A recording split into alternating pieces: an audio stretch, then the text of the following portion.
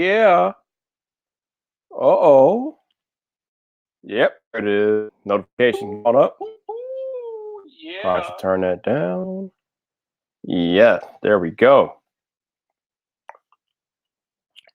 Yeah, I'll wait till a few more people run up in here, and then I will do what I do. Let me go back to the comments here.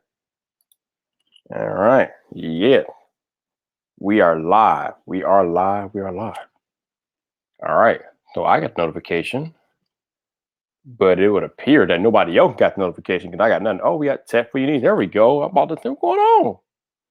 Oh, but there we got a band out there too. Wine country. All right, finally. Got some people over here. Yeah. Ooh, boy, that's what I'm talking about. Yeah. Yeah. El Jefe reviews out there. What's up, El Jefe? How you doing? Yeah. About to have a nice little rant tonight. Yes, yes, yes. Yeah. Haven't podcasted in over a week, so it's time for me to get back on the podcast train so we can get this done. Let's see. All right, you know what, man? People, man, the notification went out, so I don't really feel bad. We just gotta get this party started, and people can come in as they will. Let me get a drink real quick, and we'll begin.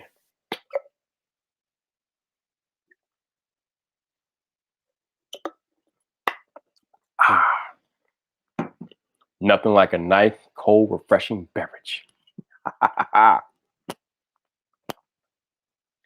So, the Note 10 and Note 10 Plus were just announced last week, and people are complaining about the Note 10, but they're complaining about the wrong thing. VypDrive starts now. What's up, people? This your boy Viper, the man about tech, and welcome to another episode of VypDrive. This is a podcast about tech hosted by the man about tech, and I think I'm probably going to be going solo coast to coast on this podcast. We might not be here that long. It depends on how long I want to rant. So, as I alluded to in my introduction here, we just had the Samsung Unpacked event about a week or so ago. We finally got the Galaxy Note and Note 10 Plus unveiled, and people are like loving it. People are hating it. You know, the usual tech reactions that you get at the unveiling of a smartphone, etc., etc. But something weird is happening, and I'm just like, why are y'all complaining about this? So I myself made a video on my YouTube channel called "The Note 10 is a Participation Trophy." I was alluding to the regular Note 10, not the Note 10 Plus, because I personally felt like Samsung kind of dumbed down and watered down the brand by introducing a Note 10 regular, like a Note 10 that was supposedly like entry level that would get people in the door, et cetera, et cetera. And while I understand it from a business standpoint, I just felt like that's not really what the Note 10 is there for. But, you know, Samsung, they know better business than I do. So that's what they did. But the problem that I have tonight, is people complaining about the display on the Note 10. Yes. Are you kidding me, bruh? They're actually complaining about the 1080p display. Now, you would think that people would learn their lesson, but it seems like people seem to quickly forget or just ignore history. What do I mean? Wasn't it just a year ago? Not even that long ago. Wasn't it just a year ago that Apple announced the iPhone XR? And the first complaint about the XR was the 828p display. It wasn't full HD. It was less than 1080p, but it was a 1080p HD display, not full HD, but it was not 1080p. It was an 828p display. People were up in arms. They were complaining to the high heavens. I mean, good Lord. It was just all types of ridiculous. People really thought they knew what the hell they were talking about. Come to find out, when you held the phone in person, it appeared that Apple knew what the hell they were doing. they properly calibrated that display, and the iPhone XR didn't look much different from the XS and XS Max. Basically, unless you are a pixel peeper like my homie Renee Ritchie, you didn't really notice much of a difference between a XR and a XS. But people were all up in arms about the damn screen when it wasn't really that big of a deal. So, fast forward till today. What is today? Today is August 13th, 2019, and I am ranting on a podcast because we are going through the same damn thing again that we just went through less than a year ago. We are complaining about the display on the Note 10. And at least Samsung did better than Apple. At least the Note 10 regular has a full 1080p display. But people are complaining. Do y'all know who the hell Samsung is? Let me repeat that for the people way in the back, or the people that might be listening on audio only. Do you know who the hell Samsung is? For you foolish mortals complaining about a Samsung display, let me remind you who Samsung is. Samsung is nobody special. No. They're only the damn industry leader in mobile display technology. Oh, yes. One more time for the foolish mortals way in the back. Samsung is the industry leader in cell phone display technology. Have you seen the S10 display? Have you seen the S9 display? Hell, have you seen the S8 display? Have you seen the Note 8 display? Have you seen the Note 9 display? Have you seen the displays?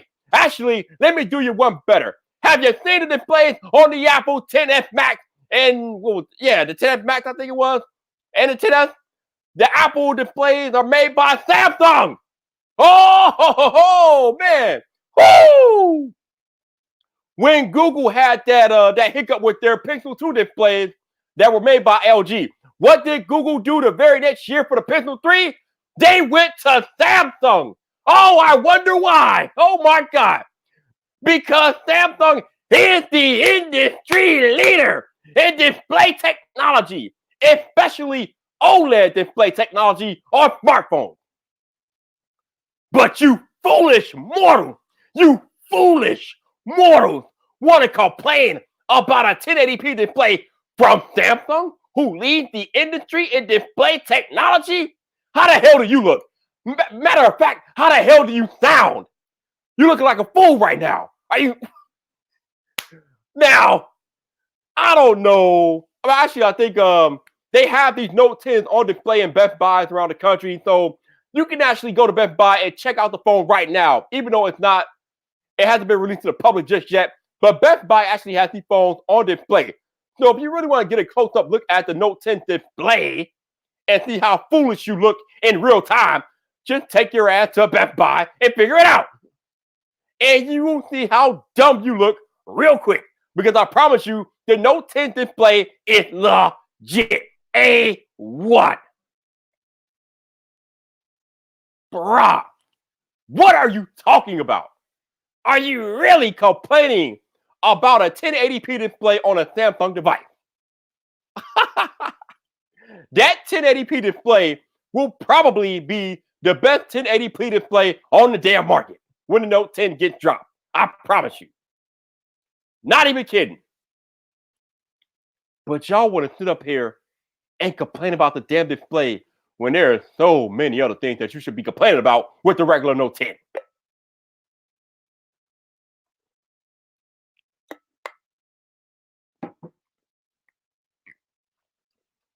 VypDrive listeners, let me tell y'all something real quick. There are a lot of things that you should be complaining about with the regular Note 10. The display ain't it, chief. It ain't it. And I'm just like, what are you all doing? Let me begin. Like I said, I've made videos about them, but let me begin. First off, my first complaint that there's two Note 10s. That's my first complaint. Like I said, I understand it from a business perspective. I understand smartphone sales are down. Manufacturers are trying to find more ways to get more smartphones into the hands of the consumers, the average consumers, etc., etc. I get it. I understand it. Fine. That doesn't mean I have to like it, and I don't. The Note 10 is the powerhouse brand for Samsung cell phones. The Note 10 is for the creators, it's for the business people, it's for the people that need that horsepower, that power, that productivity. The Note 10 has an S Pen, so you can get more stuff on your Note 10 than you can on a regular cell phone. That is what the Note 10 is for. It is not for the budget conscious average consumer that just want a smartphone to play around on social media and the internet. That is not what the Note 10 is for. Those people are not the target audience of the Note 10. Well, at least not until this year, but I digress. In my estimation, in my opinion anyway, because this is all my opinion, but some of it is actually fact, but in my opinion, if there are Samsung people out there that want a dumber down version of the Note 10, you get that every year. It's called the Galaxy S10, S9, S8, S7, S5, S4, S3, S2. How many do I need to go on? They got a whole lot of phones for you called the S series. The Note series is not for you. The Note series is for the top of the top. That's why Samsung throws everything in the kitchen sink into the Note 10 because it's their prime time flagship device. Everybody likes to talk about the S series of phone, but let's be real. Let's get real serious. The Note 10 is the actual real flagship Samsung device every year. That is why the Note phones win Phone of the Year every year, except for last year with Marquez, where we already addressed that. I'm not going to bring that back up, but y'all know what I'm talking about. The Note phones win Phone of the Year every single year. They're like the Michael Jordan of smartphones. They're the best player in the league year in and year out because they are that good.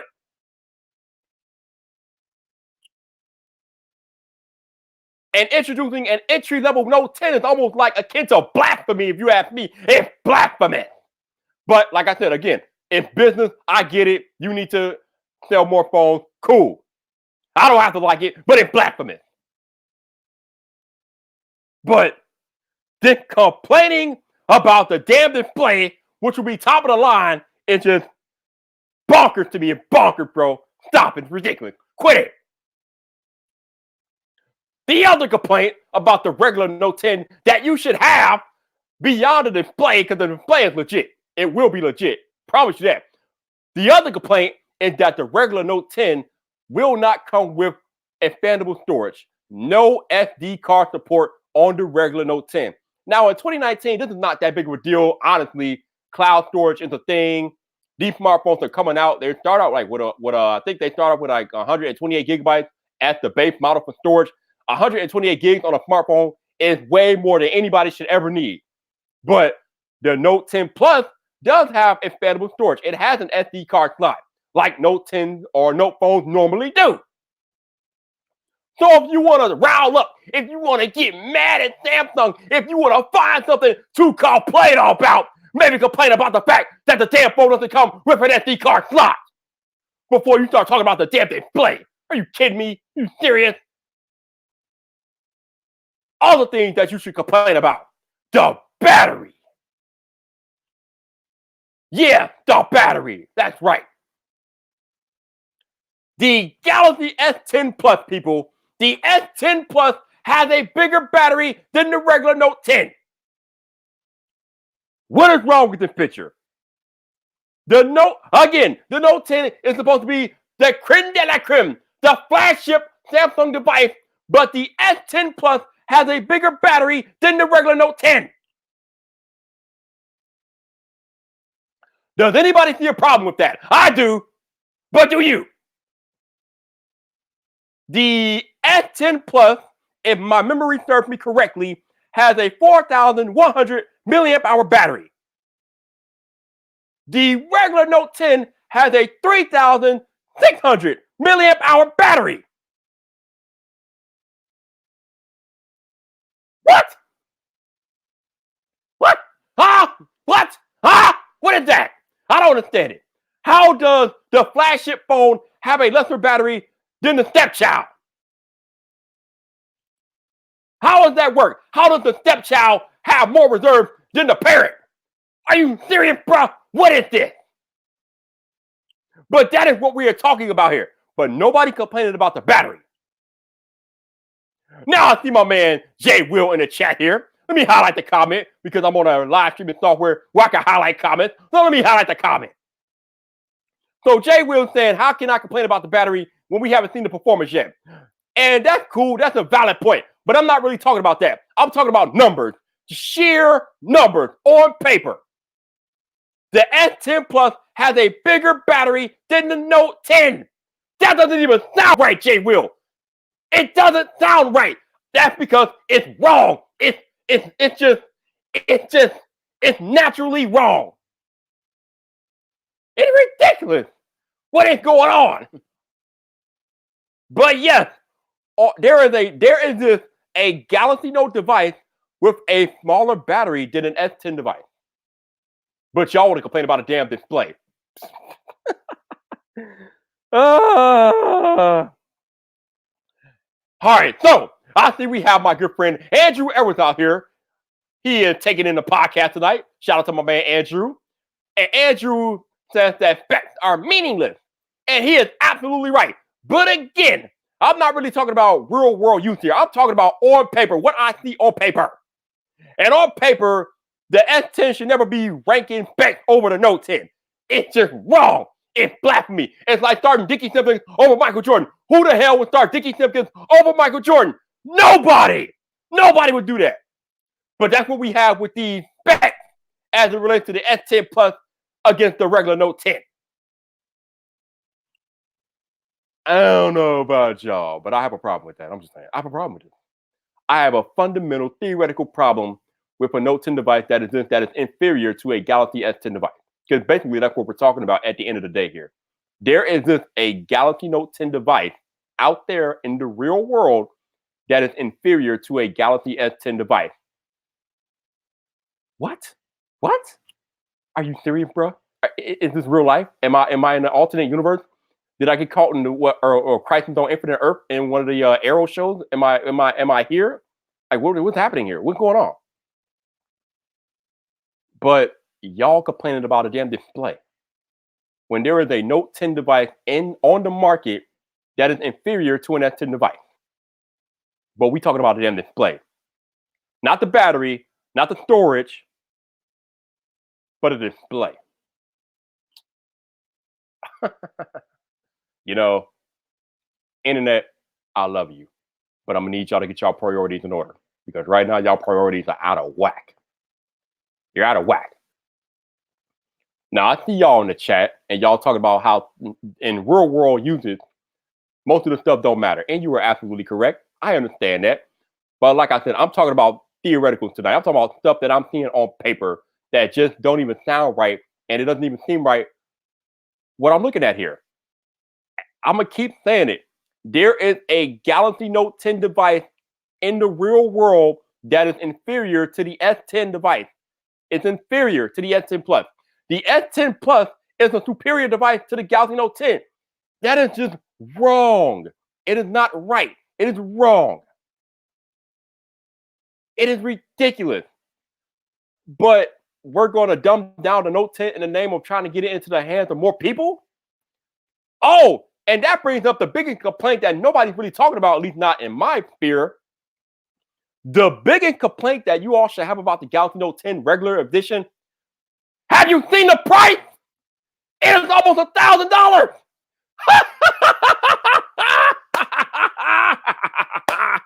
That should be the biggest complaint right there. Not the 1080p display, but the price. $950 to start.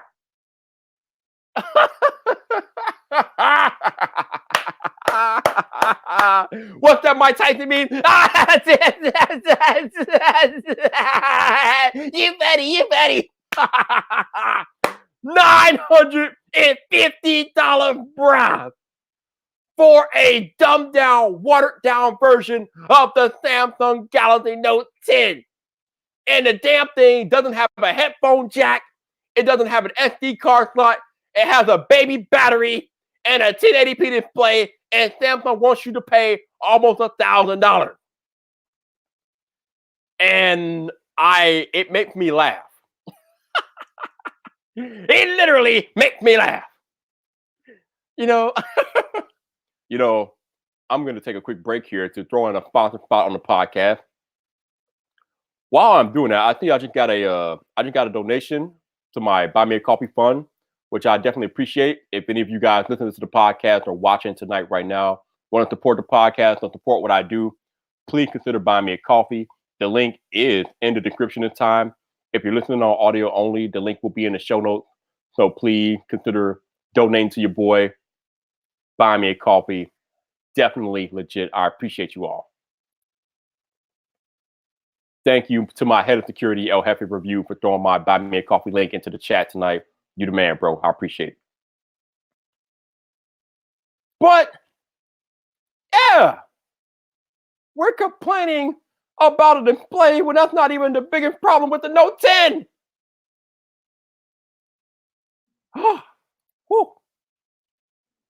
I mean, I don't know, man. It just seems to me like people like to find reasons to complain. Now, I even said myself on Twitter that I have found myself being way too pessimistic about technology, and I'm trying to get better about that because I love tech. I don't know. I'm used to getting new things year over year, so I'm kind of getting, I don't know. I'm just kind of not impressed with the year over year like changes, but I understand that these companies put a lot of R&D into their research, and it takes time to bring out new technology. But sometimes I am just not impressed with what's going on. And when I'm not impressed, I feel like I need to vent that frustration, you know. So that's why I make the videos that I make, because I'm just not happy with where these companies are going with their tech, and I feel like personally they can do better. But I'm also aware that these companies are doing the best they can with the technology that they have in hand at the moment. So, like I said, I'm trying to be less pessimistic. I'm trying to be more optimistic about my content and my videos. And I think you guys can see that in the coming days and weeks ahead. But like I said, I had to get on here tonight on this podcast to talk about this complaint, because complaining about the display on the Note 10 is bonkers. I can't compute. I can't compute. That's not the biggest problem with the Note 10, but that's the biggest complaint I've heard about. And we are about to have a special thing happen on the podcast because we're about to be interrupted by a special guest. I have joining me right now on the podcast, Mr. J. Williams, Mr. 100K on the tube. How you doing tonight, sir?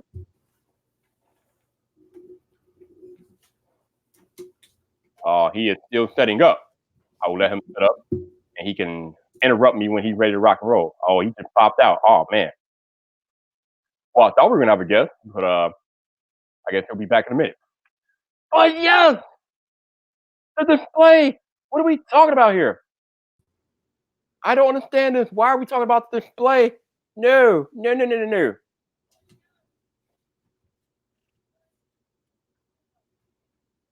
All right, we might be having some technical difficulties here. Hold on, people.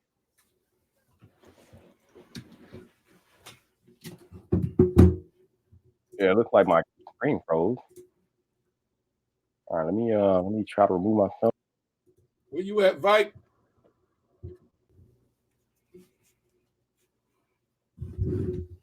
And of course, Vype, where you at?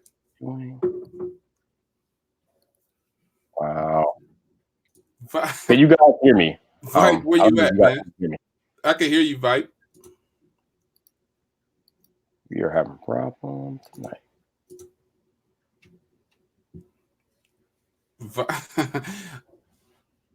Vype. Wow. Vype, where you go? That's interesting. Okay. Your screen right, is black. My camera's not working. Okay. Very interesting. Oh, I can't hear him at all. What the? Live broadcast. Gotta love it. Okay. What? Where you go, Vype? All right. What's going on here? I'll try to kick it with you for a minute. Excuse the technical difficulties. Let me try to figure out what's happening here. You just bounced on me. Man. Well, anyway, folks, it's your man Jay. I'm gonna take over Viper's stream for a little bit. If y'all can hear me, mic check, sound check. Can I get a sound check? I'm taking over Viper's screen. I gotta get my glasses. I'm finna hijack the stream real quick. Yo, what's up, NY? What's up? I'm finna hijack Viper's stream real quick. I'm taking over, son. I'm taking over. Yo, listen up, people. It's your man, Jay Will. I can't even do it. I can't even hold it down like that, son. I can't even hold it down like that. I can't do it. What's going on, folks? It's your man, Jay. I'm hijacking Viper's stream for a minute. I hit Vipe up. I said, man, I got to join Vipe. I've been wanting to kick it with Vipe for a minute. I'm always on the move. So Viper's on here talking about, the specs on paper. And I respect that. I understand exactly what he's saying, though. But hey, Vipe, you need to keep quiet, man. I'm trying to do this stream, all right?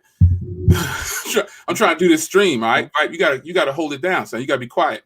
Anyway, so Viper's talking about, the specs and everything on the phone, and I get exactly what he's saying because I brought this up before too. How on paper it's always something crazy going on with phones today. So we know that on paper it's gonna look bad. Like he was talking about earlier with the iPhone, everybody trashed the iPhone, and I was like the iPhone XR's boss. It's gonna be a good phone. Got one, still got one. It's a good phone. Don't get much rotation, but Team Apple, I'll let you. But the smaller Note on paper, it does look bad, son. It looks bad. It's when was the last Galaxy Note that had a 1080p display? When was that? It was a Galaxy Note that had a 1080p display because Samsung wasn't always on this Quad HD thing. They wasn't doing it like that. So Samsung is trying to get people keep saying that Samsung is pulling an Apple, but based on everything Viper just said, the Note 3, that's the one, the Note 3. Yeah, Note 3. People wasn't complaining about that back then, son. But based on what's happening right now in the industry, they're not pulling an Apple, I would say, because Viper confirmed it earlier in his stream, that they're going, it's a marketing thing. Apple is they're leading the industry in displays. So how could Samsung be pulling an Apple? If Samsung's leading the way, how could they be pulling an Apple? Apple's afraid to, I know this is Team Apple on Vipe Nation, but Apple's afraid to take risks, son. Samsung always pulls the move. They always, do something different. Now, the $950, I'm not running away from the $950, son. The $950, I said it before, it's ludicrous. But what are we going to do about it, son? What could we possibly do about it? How do we fix this? Don't buy it is what we do. But the problem with that, see, here's the thing about that. I spoke about this before, son. The reason that the phones are going to sell is because they've opened up this door to get people to believe in that they're getting a good deal by making them pay monthly. So for a lot of people, they don't even care what their bottom line is, son. They do not care. They don't care that the phone costs $950. Only thing they care about is that $20 a month. They $25 a month. Whatever it is, that's what they care about. They don't care about this $950 because if you got to ask yourself this. If you're not, I've been with T-Mobile. This is my 25th year. I was with them before they were T-Mobile, called T-Mobile. Check it. If you don't plan on leaving your carrier, what's wrong with paying monthly?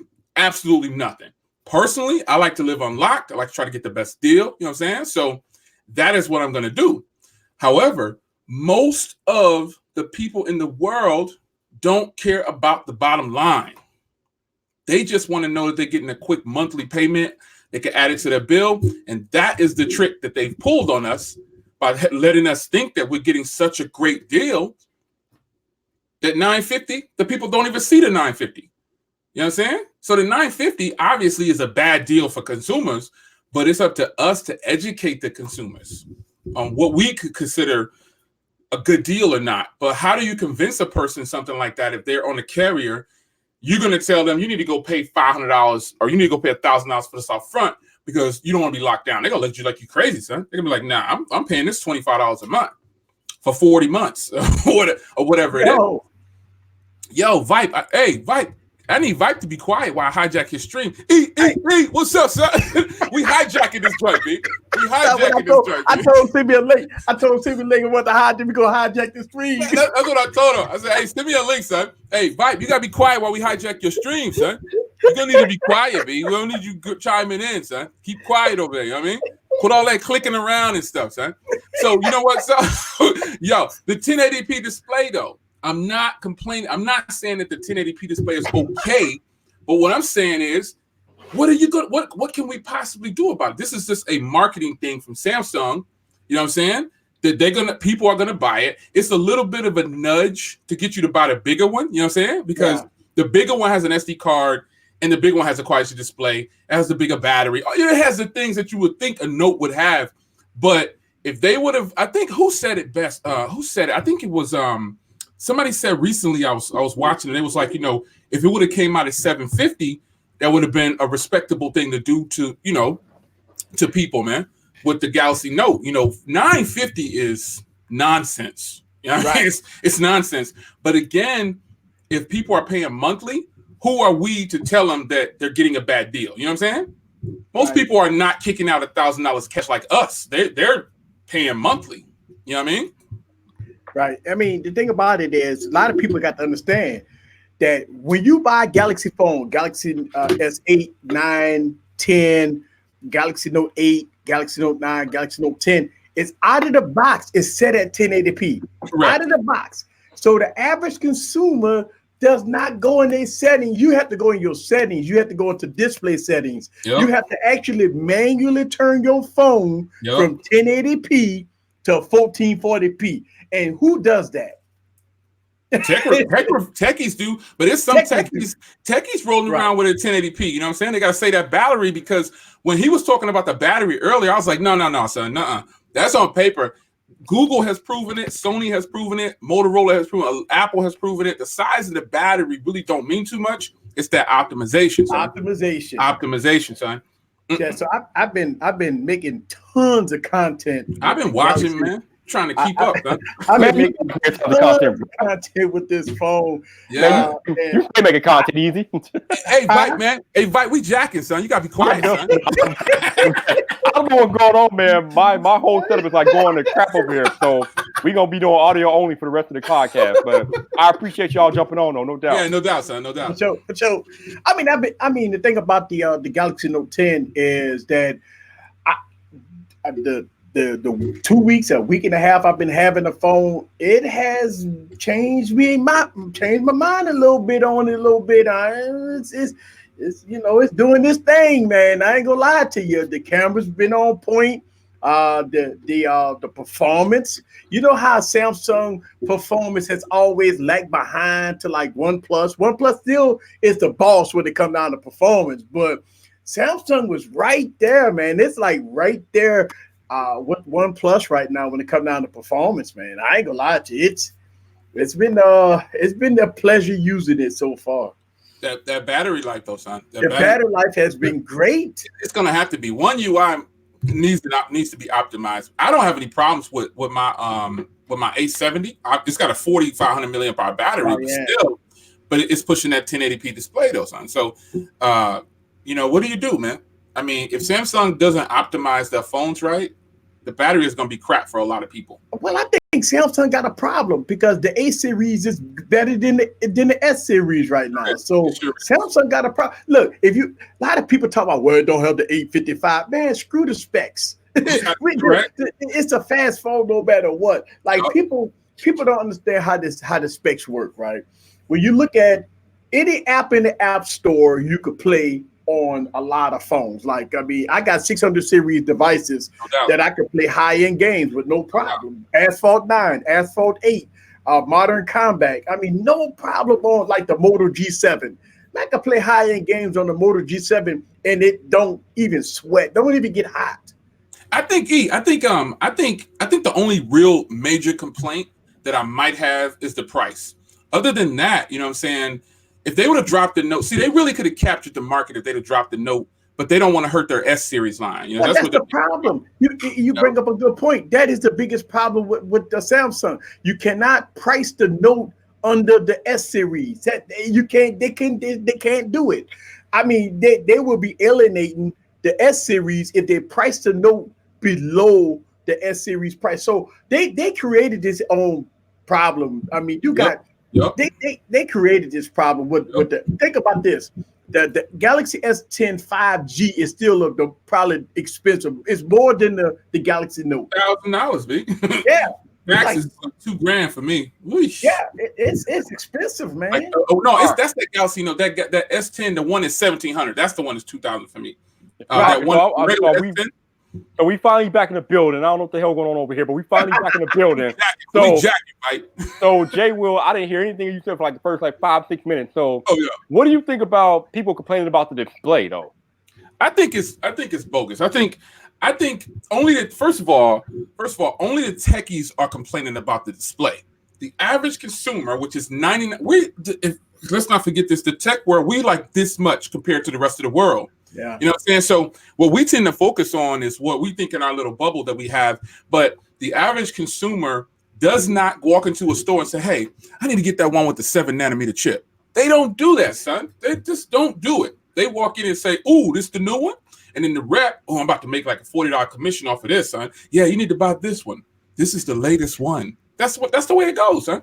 The average consumers don't care about that. I personally think that people complaining about the display and all that stuff like that, I think they just want something to talk about, really. I mean, I went and saw the phone myself, both of them side by side, and I was like, yo, this display is fire.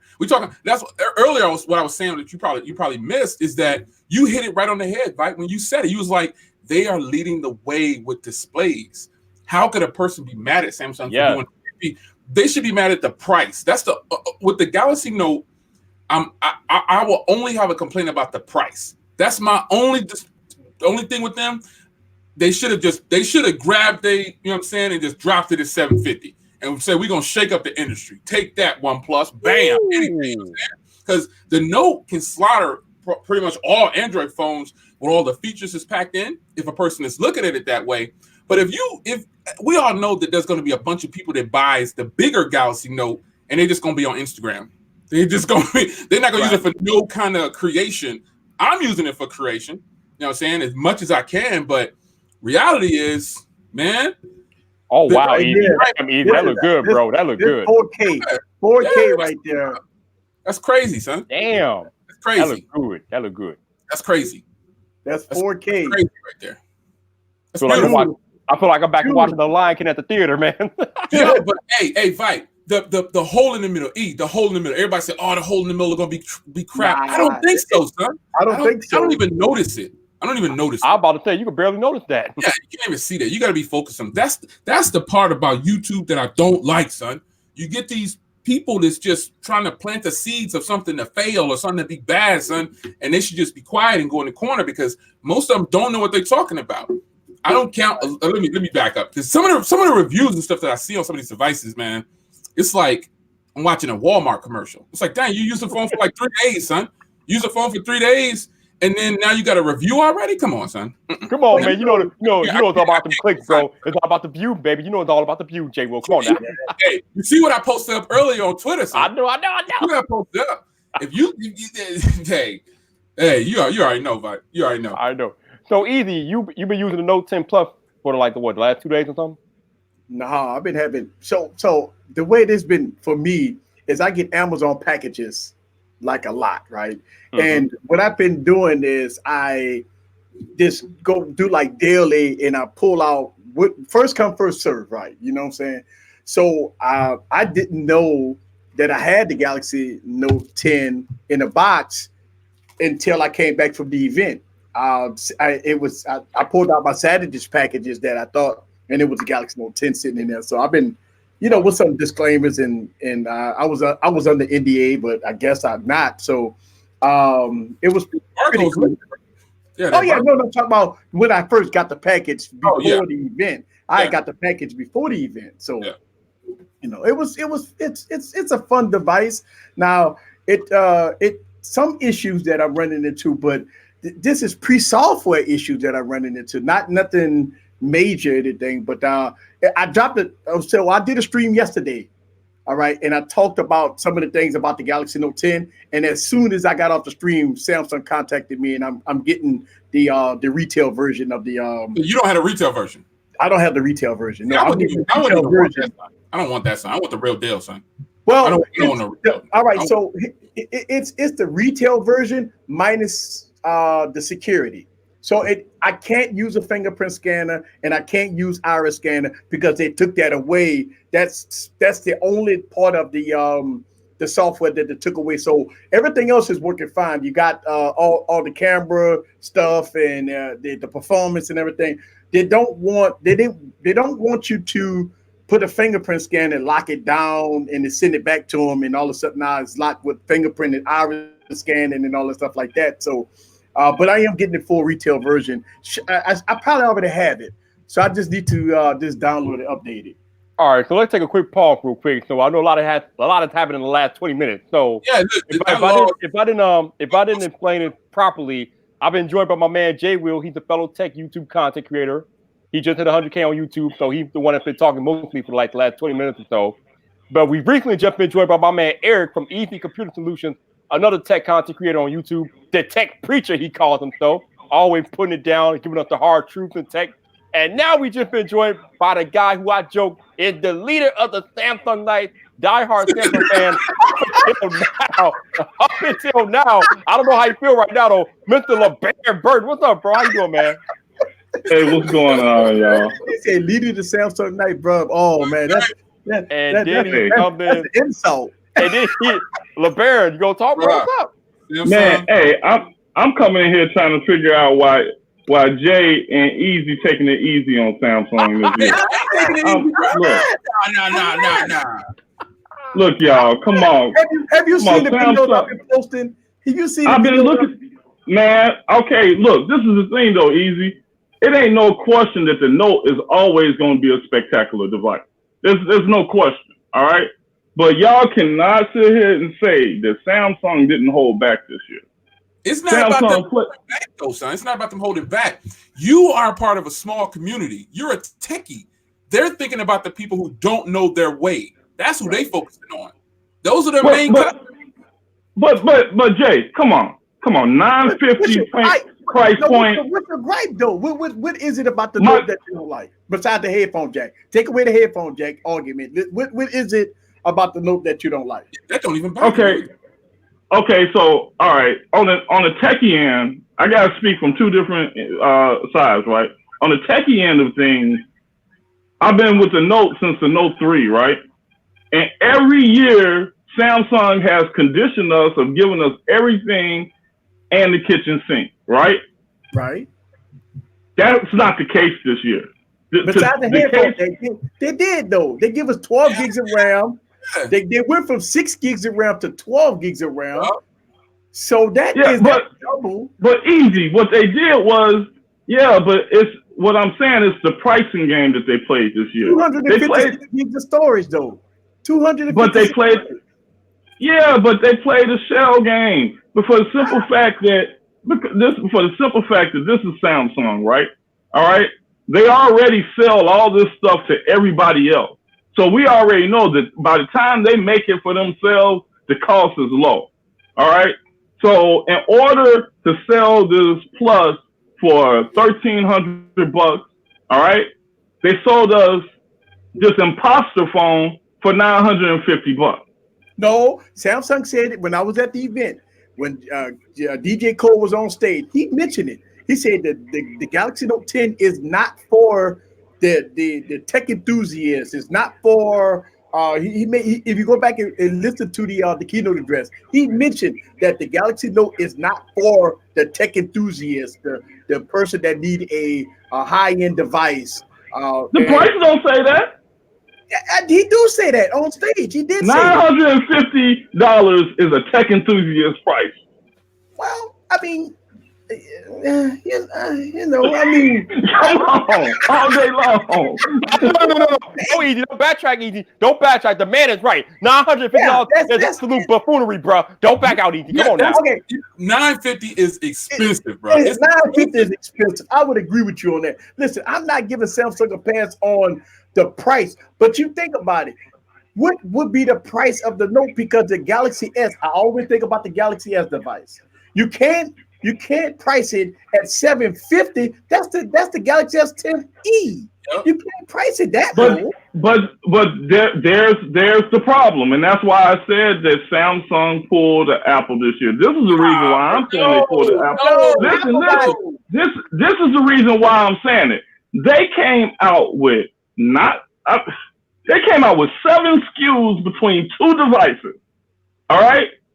7 SKUs between 2 devices. Just to spread the money. That's it. Earlier, when I said if they would have really wanted to shake up the industry, would have dropped it at $750. I know they're not going to drop it at $750. Reality is, the Note, they got on stage and said, hey, before they used to say that it wasn't for business owners. Then they say it was for business owners around when the Note 8 dropped. But this phone right here can't be priced at, even though that's what I would want, it can't be priced at $750. Now, I'll agree with you on this, LB. If you want to say that the Samsung did it Apple, they did it with the S line, not the Note line, because the S line kind of lines right up, with the iPhones or whatever. But the Note, to me, both of them are overpriced.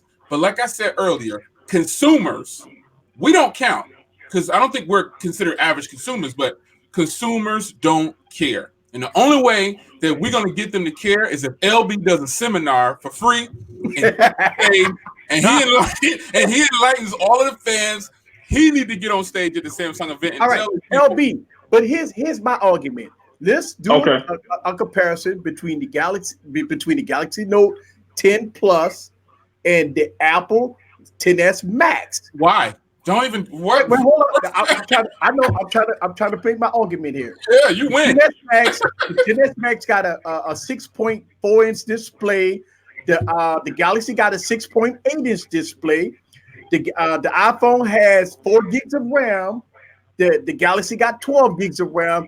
The iPhone got 64 gigs of storage with no SD card support. The Galaxy got 256 gigs of storage with SD card support. All right. Now, both of them is priced the same, $1099. So as far as better bang for your buck. Now, on the iPhone, you get a 1080p display. On the Galaxy phone, you get Quad HD Plus display. Now, on the iPhone, you get the big old notch. On the Galaxy, you got the peephole notch. Now, when you take apples to apples, orange to orange, you cannot say that the Galaxy devices the Galaxy Note is an Apple move. It can't be an Apple move. You get more. But therein lays my problem, Easy, because Apple directs the traffic. All right. So I agree with that. He's right. Yeah. So people tend to follow what they say for some reason, and they lead, and that's like a blind leading the blind. So that's what I'm saying. So the thing is you because Apple, I don't even Viper will tell you, I don't even recognize the iPhone. For me, the iPhone is not, I think it's highway robbery. I think there's some crooks. I think it's probably the worst device on the market. It's only for the simple fact of what they charge for that device. And you know what I'm saying? It pound for pound, to me, it's the worst device on the market if you're going dollars-wise. All right? Dollars-wise, yes. They're robbing people, but everybody else is too. And that's why I say Samsung pulled the Apple, because it's coming down to that bottom line. And this is what's happening. All right. Everybody realized that Apple has run the price up to that $1,000 mark, that $1,000 threshold. Okay. And they know that they can't keep it there unless they provide some type of stellar innovation, which nobody's ready to provide yet.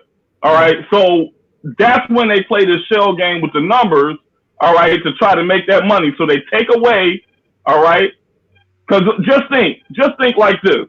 Moving the headphone jack, even if the headphone jack just costs $1, just say it just costs them $1 to move, save them $1. And they sell how many units? Tons of them. Right. So just say they sell 10 million units. That's $10 million that they just saved. All right, to correct that bottom line. Not only did they save that $10 million, most of the people that walk into that store to buy a Samsung Note, and they got the disposable income to buy that Note, they're going to ease in those Galaxy Buds, which you know the profit margin on those Galaxy Buds has to be extremely high. This is the shell game that Apple and Samsung is following. And I don't see why. It's a business move, though. Think about it. It's a business move. You're a business owner. Why not do it? Think about it. So that's what I'm saying. If Apple took away the headphone jack and they're selling tons of toothbrushes, right? They're selling tons of toothbrushes. Why? Samsung like, hey, why not? That's the business move. Listen, I'm gonna go on some Galaxy. A big mistake that tech heads make is they forget. We talk that game about we care about the average consumers, but tech heads for the most part don't care about the average consumer. But I think the argument that we make about the price, is that really relevant at all?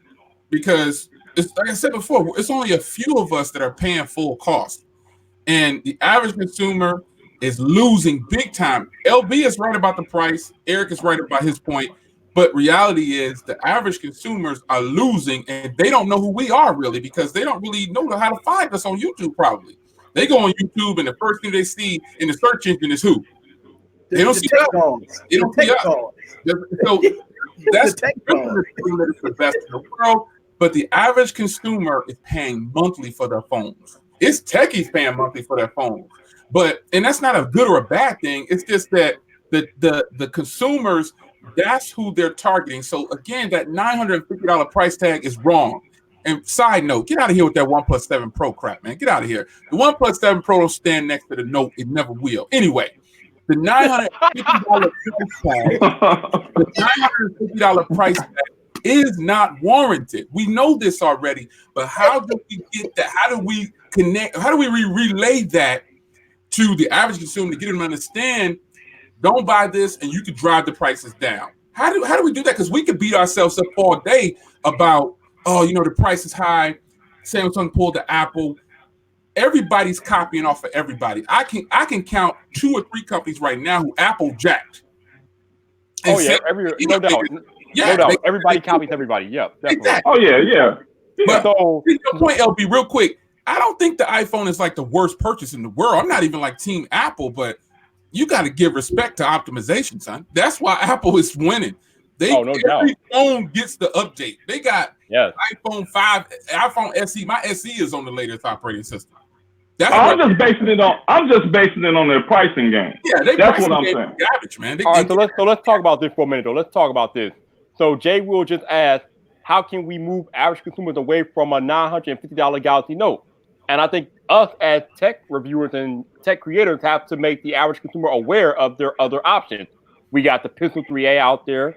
We got the OnePlus 7 Pro out there, and all these other budget and mid-range devices that are coming on the market. Xiaomi's making waves. I mean, there's all sorts of budget. Even Samsung has budget options. So there's all sorts of mid-range and budget options coming onto the market, and we just have to make the average consumer aware of those options and steer them away from those higher price flagships.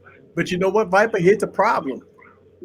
It's very difficult for the average consumer to go to eBay or Amazon and drop $600 up front. Yep. This is where the AT&T, Verizon, Sprint, this is where they come in at. Because all you got to do is walk in there, pay tax on the device, and pay for it for 30 months and pay $20 a month. So, but that's where the tech reviewers come in, because my whole thing is I just had somebody call me today that saw a debate between me and Mr. Catwoman. All right, and they asked me, so which one should I buy? And I was like, I would get the Note 9. But LB, here's the thing. The average consumer, let's put this in real life perspective, that's living paycheck to paycheck. Most husbands is taking care of their houses, that's taking care of their wives and their kids, living paycheck to paycheck. Who have an extra $600-700 up front to pay for a phone? That's the whole thing. But they don't have to pay up front. The Note 9, you can still get it at T-Mobile, AT&T, or whatever. But Viper was saying, and I agree with you, and we do this all the time as tech reviewers. We educate the community. We educate the people, right? That there are other alternatives. But when you ask the average consumer, What will they tell you? I will go to AT&T store and grab whatever phone, as long as I can get it on contract or device payment plan, and get it for $20 a month, or they can get it for free because you see it, buy one get one free. That's the whole thing. If I add a line, I can get it for free, and I know you don't get it for free, but that's the manipulation. Yeah, that's how they do it. That's how they do it. You know. So that goes to Jay Will's point earlier. Like, it's easier for the average consumer to walk into a Verizon or a T-Mobile and get the top tier flagship phone, because, like he said, they're not advertising it at $1,300 or something like that. They're advertising it as, hey, pay $30, $40 a month, and this phone could be yours. You could be rolling with the big dog. Yeah, right. And Viper, you just cut out too. Yeah. Just your video went away, Viper. But let me ask you this question though. Since we talking about it, people talk about Huawei. As much as Huawei been in the news and getting slammed all over everywhere, I mean, fake news or however you want to say it, would you think the average consumer would put out $700, $800, $900 to buy a Huawei device? Not right now, hell no. No, they're not gonna do that. But you know what though? Unfortunately, Huawei is probably a better company than Samsung and Apple. I'd agree. I agree. Yeah. People, like Eric said, people don't have $600 and $700 to dish out. And so again, it's nothing wrong with paying monthly for your phone, but the customers are still getting robbed because they're living, most people are living well outside of their means. And some people just do it like that. That's the way the world is right now. Everything costs a lot and we're getting less. So when Viper was talking about the headphone jack and LB was talking about the headphone jack being missing, to me, that doesn't matter because I got 8 gigs of RAM now with 256 gigs of storage, and most consumers don't use 256 gigs of storage. No, not at all. They use like 100, maybe 100. Maybe. That mom who has a new baby, she might save all of it to the phone. You know what I'm saying? So it's very seldom very rare does a person use that much storage. Now, this OnePlus 7 thing, man. Ugh. Now, let's be honest though.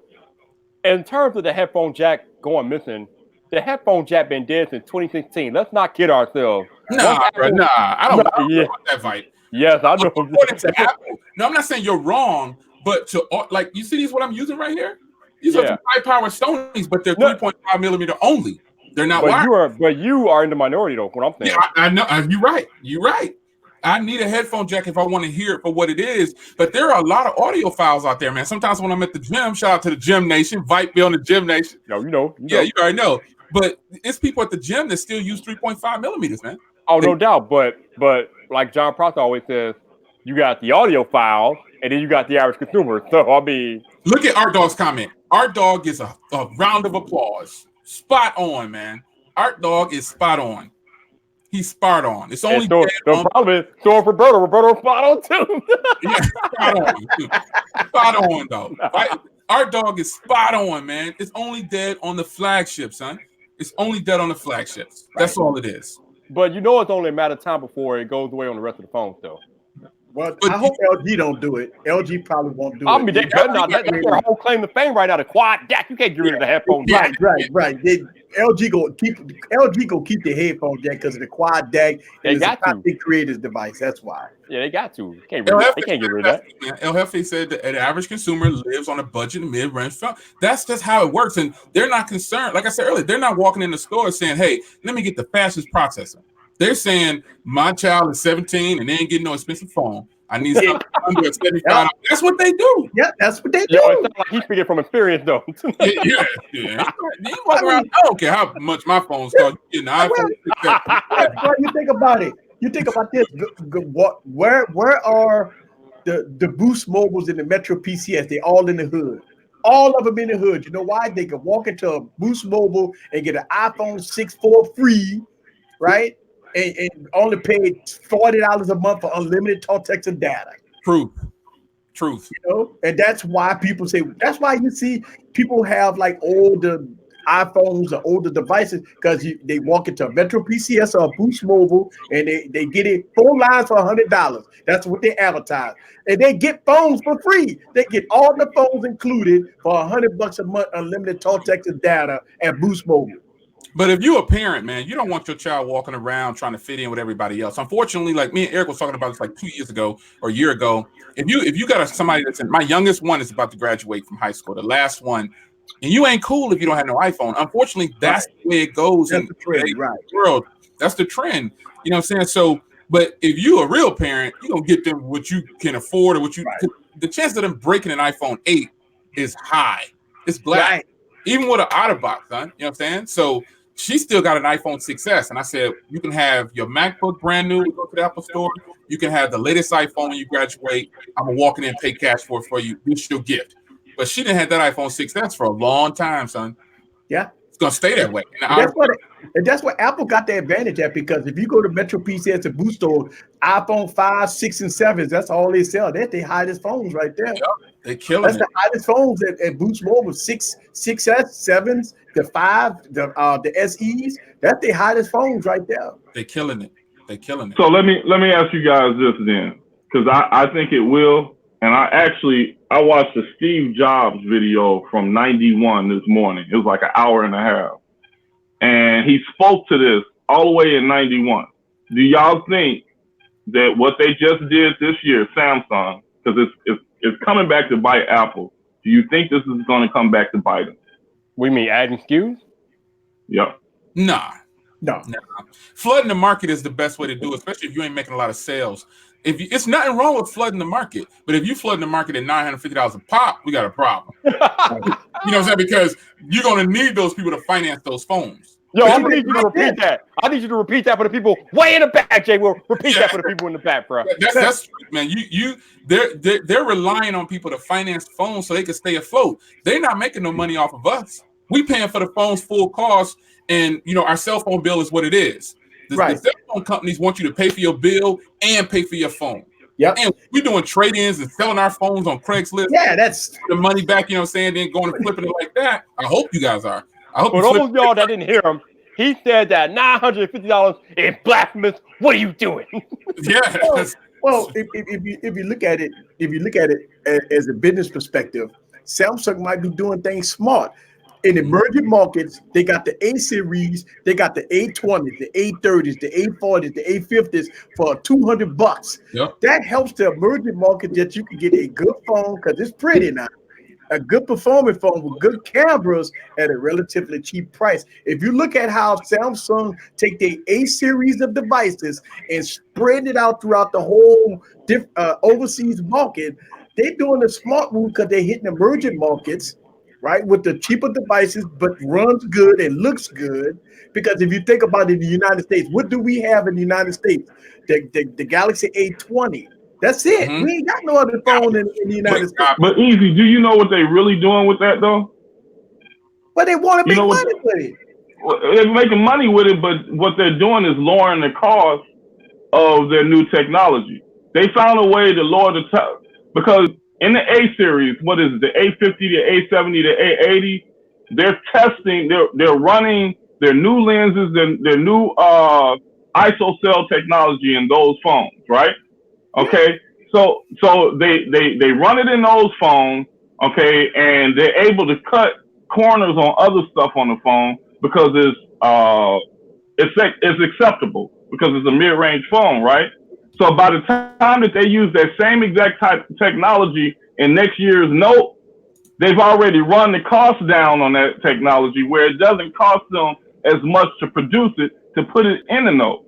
So now when you're selling the Note at $1,000 plus, your margins just went up. Well, because the Note is considered a premium phone. That's the whole thing. It's a Mercedes. Exactly. It's a Mercedes. So it don't matter if you look at the A series that has, and again, it goes back to education.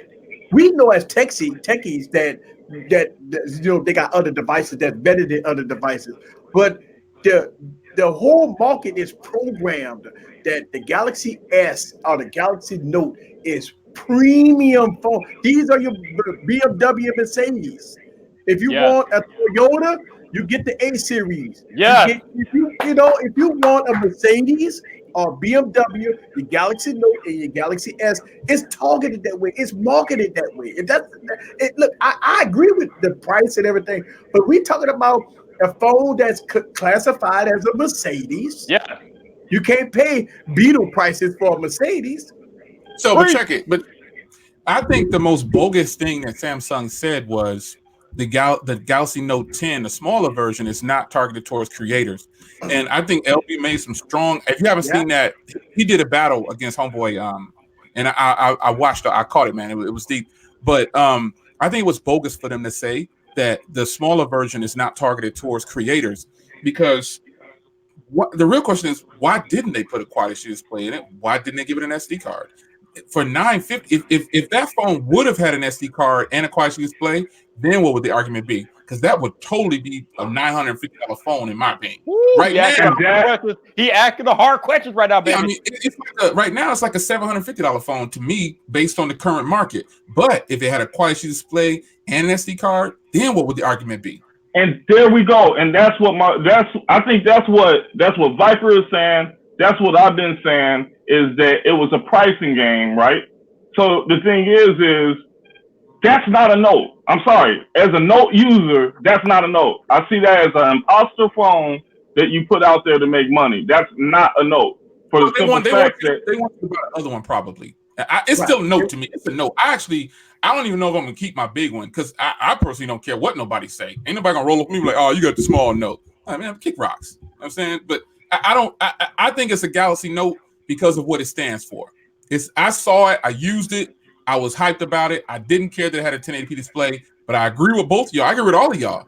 $950, no way. That's what I'm saying. That's what I'm saying, Jay. At that price point, you see what I'm saying? It's not.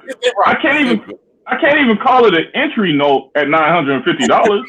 No, man, it's not that bad, LB. Come on, son. Come on, man. I didn't know you was no Samsung. But here's the thing. Just like with every Android phone, if you look at the depreciation of Android phones, $950 gonna be $500 in about 4 months. Yep, that's true. That's true. I mean, think about it. You could get a Galaxy Note 9 for like $400. And that was $1,000 phone not so long ago. Yep. Look at the Galaxy S10e. I mean, you could get that phone for like $300. Yep. I mean, the phone damn near free. Now that right there, I think the S10 was a mistake. You know, that phone should have came out at $399 to start with. Yeah. That phone, I just don't like this. I don't like this idea of flooding the market. I think flooding the market is doing more damage than it is good. No, but what it does, it kills off the resale value, and it gives options. It gives choices. They give the more options you have, the better. But that $950 Galaxy Note, we might all be. I actually think it's gonna sell better than the big one, to be honest, because the mindset of a sales rep in T-Mobile, Verizon. Somebody's gonna look at that big Galaxy Note and they're gonna be like, "Yo, that thing started $1,100." Reality sets in. The sales rep might say, "I can save you $200. Come over here." You see what I'm saying? And they're like, "Oh," and he won't talk about it having a Quad HD display. He won't talk about it not having an SD card. He's gonna say, he probably won't know about it if they work at T-Mobile. Yeah, right. They don't know jack. No, but what Jay was saying is true. They're not gonna highlight what the phone doesn't have. They're gonna highlight everything that the 950 Note has. That's correct. The Galaxy Note 10 Plus is too big. This is the problem. People don't want this phone. It's too big. The problem is for ladies, they're not putting this in their pocket. The phone is too big. For guys that wear skinny jeans, they're not putting this in their pocket. Right. Stop wearing You crazy. This is phone. This is one of my biggest phones right here. This That's the Razor. Huge. That's the Razor. And it's the same size as the Razor 2. This is huge. It's huge but small. It's huge but small. It's huge, but the screen. I mean, it's all. It's all screen. The screen to body ratio is legit. Yeah. But Samsung might be pulling one out on us, LB. They might be saying, you know what? A lot of people ain't gonna spend this $1,100. It's $1,200. Only suckers over there in the tech world gonna spend that money. We'll focus on the average consumers, and we'll tell you that this is for you. Yeah, that's it's like LB was saying. Samsung saw what Apple did last year with the 10R, and they're trying to replicate that with the Note. That's all they're doing. And that's what I'm saying. It's a shell game. The way that they can move numbers to protect that bottom line. That's what that device just did. I can't, LB. Hey, Ollie, I can't wait to see what the numbers come back with in the first quarter of sales. Oh, it's gonna be lit. Which one is gonna have sold the most? I honestly think but I think the numbers are gonna run flat. I think Apple and Samsung have just ran the market into a wall, and I'm hoping they've done. And I'm hoping that Google. Everybody calls me crazy, but I'm hoping that Google is resetting the market with this new device. Google is gonna shut it down, son. No. Hey, Vipe, you go back on the mute, bro. Google is getting ready to shut it down. I'm telling this kid. I've been telling you all summer long, LB. Ain't no resetting with the Pixel 4, bro. I don't know where you keep getting it from.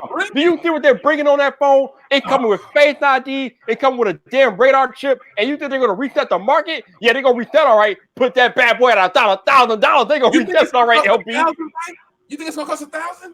It's gonna be at least 900. Yeah, that at least 900. But the reality is it going to be a better buy than the Galaxy Note? Because if they cost the same, but hold on, why though? If you start to look at features thrown in the bucket, we already know that the Pixel 4 has more features than the Galaxy Note 10. The Galaxy Note 10 don't got nothing fancy about it. It's another Galaxy Note that looks different. It looks different, and we're getting less. Now let's be fair here. They took away the headphone jack. They took away the expandable storage on one of them. They dropped the display quality on one of them. And the bigger one, like Eric was saying earlier, most women might not want to carry that big old thing around. So consumers are going to be stuck with. Now, would you pick the smaller Galaxy Note 10 or the Pixel 4? They both not. Right? Are we talking about the Note 10 or the Note 10 Plus? Note 10. The Note 10 comes out with a 6.4 inch, or the Pixel 4 comes out with a 6.4 inch display, and you got the Note 10, the small. Bruh, which one is the Note 10 does not exist in my world. The Note 10 doesn't exist. Well, but hold on. How about I'm gonna tell you, if the Pixel doesn't get a facelift, it doesn't look good because that's an ugly phone. See what it look like though? No, come on, son. The Pixel is like an ugly phone. I mean, look, Google. It has the state. They own the search engine, for Christ's sake. If you put in beautiful phones, what you gonna see?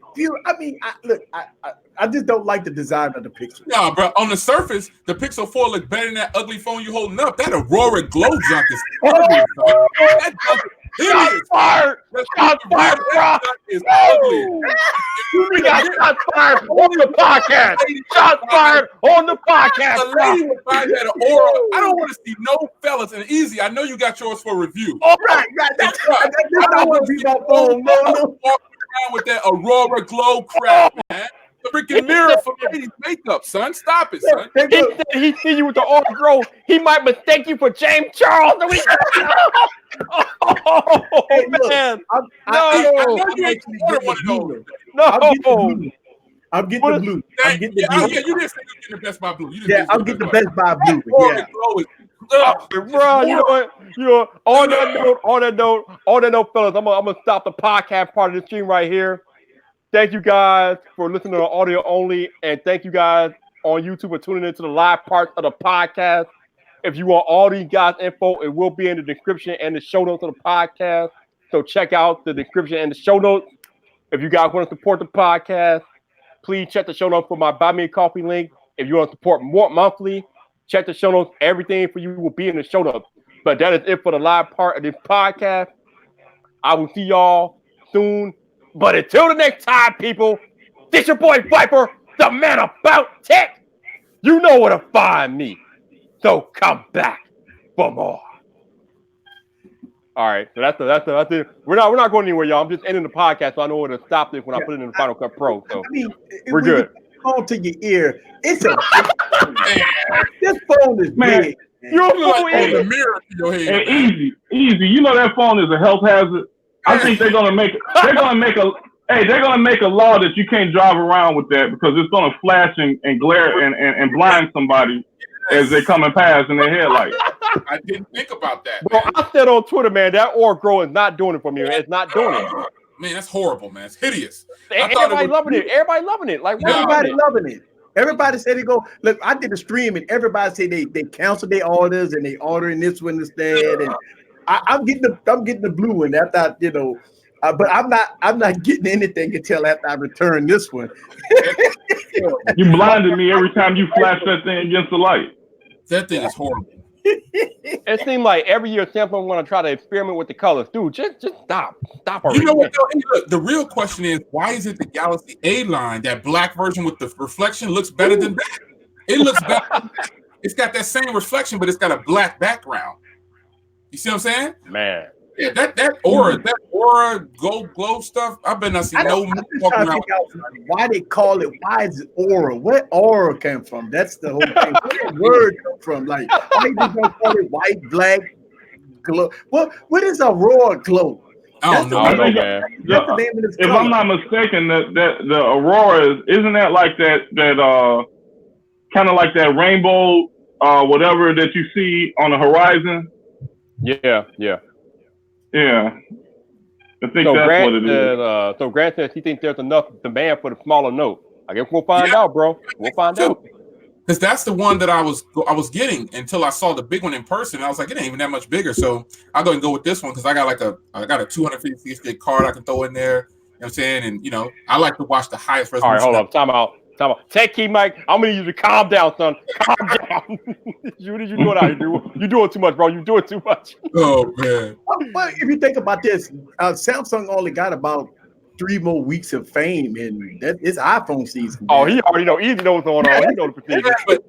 But is Apple gonna bring it though? I don't think so. That's what I'm saying. But they don't have to bring it, Jay.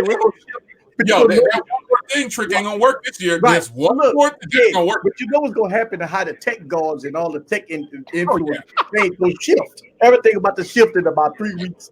The Galaxy Note is gonna be a memory. You're not gonna hear anything about the Galaxy Note. Not at all. It don't matter how bad the iPhone 11 is. Once that time comes, like Edie said, you can forget about a Note. It's over with. Right, it's over with. I mean, that day. Hey, I'm still saying Google's still in the show this year. I hope so, LB. I hope so, man. It's their year, baby. It's they got to bring it, but it's their year. It's their year. I think they set the stage with the 3A. They just set the stage with the 3A, and I think they're going to continue it. And I think they're feeling themselves. That's why they leak their own stuff. Which I think they're feeling themselves. They're gonna send all the influencers, including the smaller YouTubers, a free phone.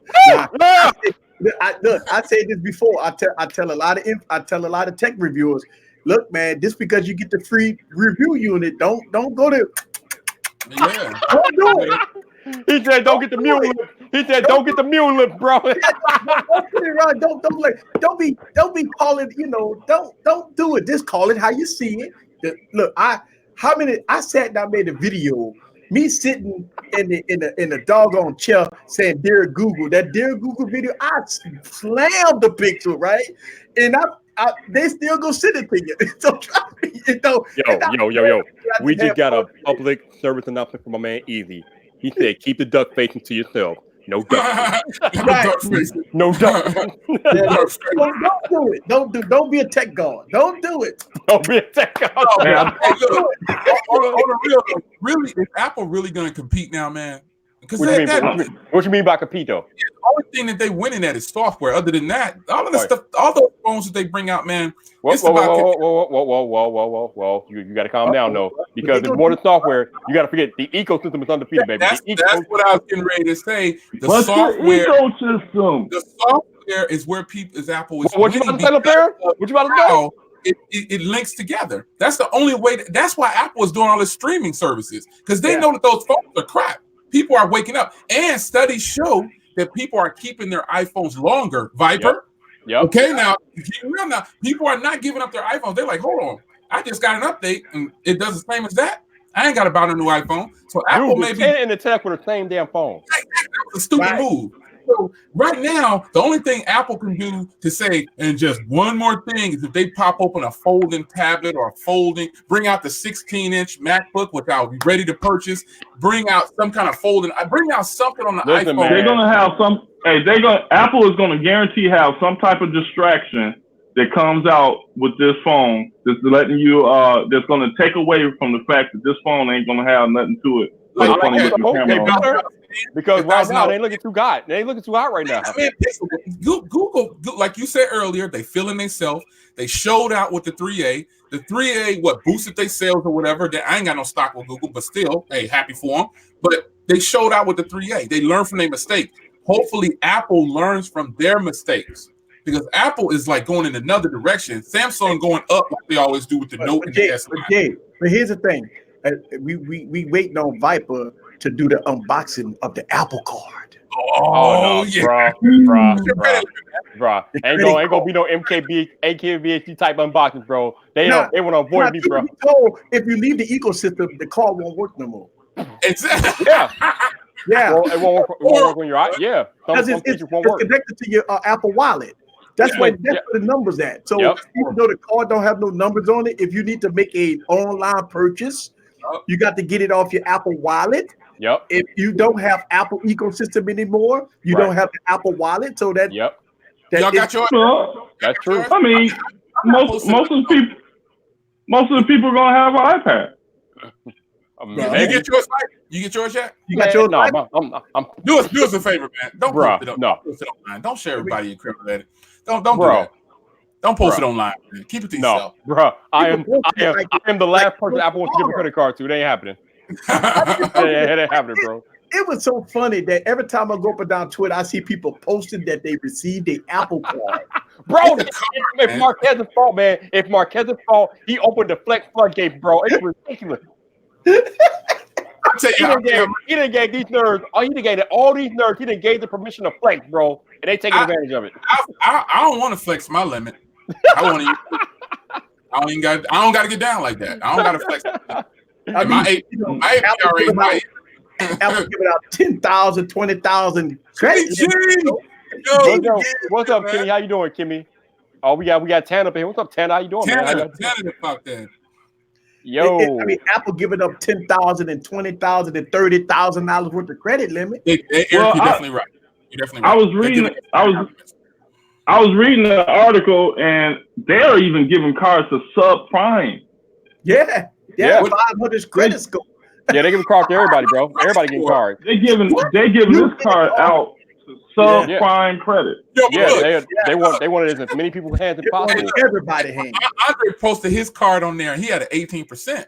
He posted it on Twitter. He got a $20,000 limit. Everybody saw this. It's public. But people trying to clown him for having an 18%. Those people don't know credit because now I don't know because that's actually not my credit.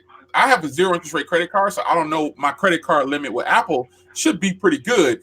But like on my personal credit, but that 18% APR on that card that Andre got, that's not bad. The market is like 29%, 28%. So if Apple is ready to give someone a credit card with a $500 credit score, their APR are going to be like 39% or 38%. You're going to fight that. But as long as they pay it, it should be. Is Apple going to do it like that? Like 0 if you pay it up front? Is Apple going to? Some places charge you regardless. Yeah, no. But I guess according to Andre, they're going to do it like that. You mean Andrew? Right. Andrew. Oh, we got to go back because out here talking crazy. Talking about how is Apple software winning? How is Apple software not winning? They win every year. The ecosystem, bro. Like, how is not an argument? I don't know. Apple software is the glue to the. It's the glue to everything. I don't think you understand how the ecosystem works. The integration of hardware and software cannot be beat in the ecosystem. It's not just iPhone. It's iPhone, iPad, Mac, everything. Even AirPods. Even the damn AirPods, Apple Watch. It all works together. Nothing on earth is touching it. Nothing. That's why Android falls behind with iMessenger. If they were to, if Apple was really greedy, they would license iMessenger to Android and charge $10 a month. People will buy it. People will be all over. Yeah, but the problem with that though, they can't do it. The problem, that's a Trojan horse that they don't want to do. The iPhone. That'll be the death of the. It sure will. That'll be the death I'm of the telling iPhone. you, the iPhone is dead at that point.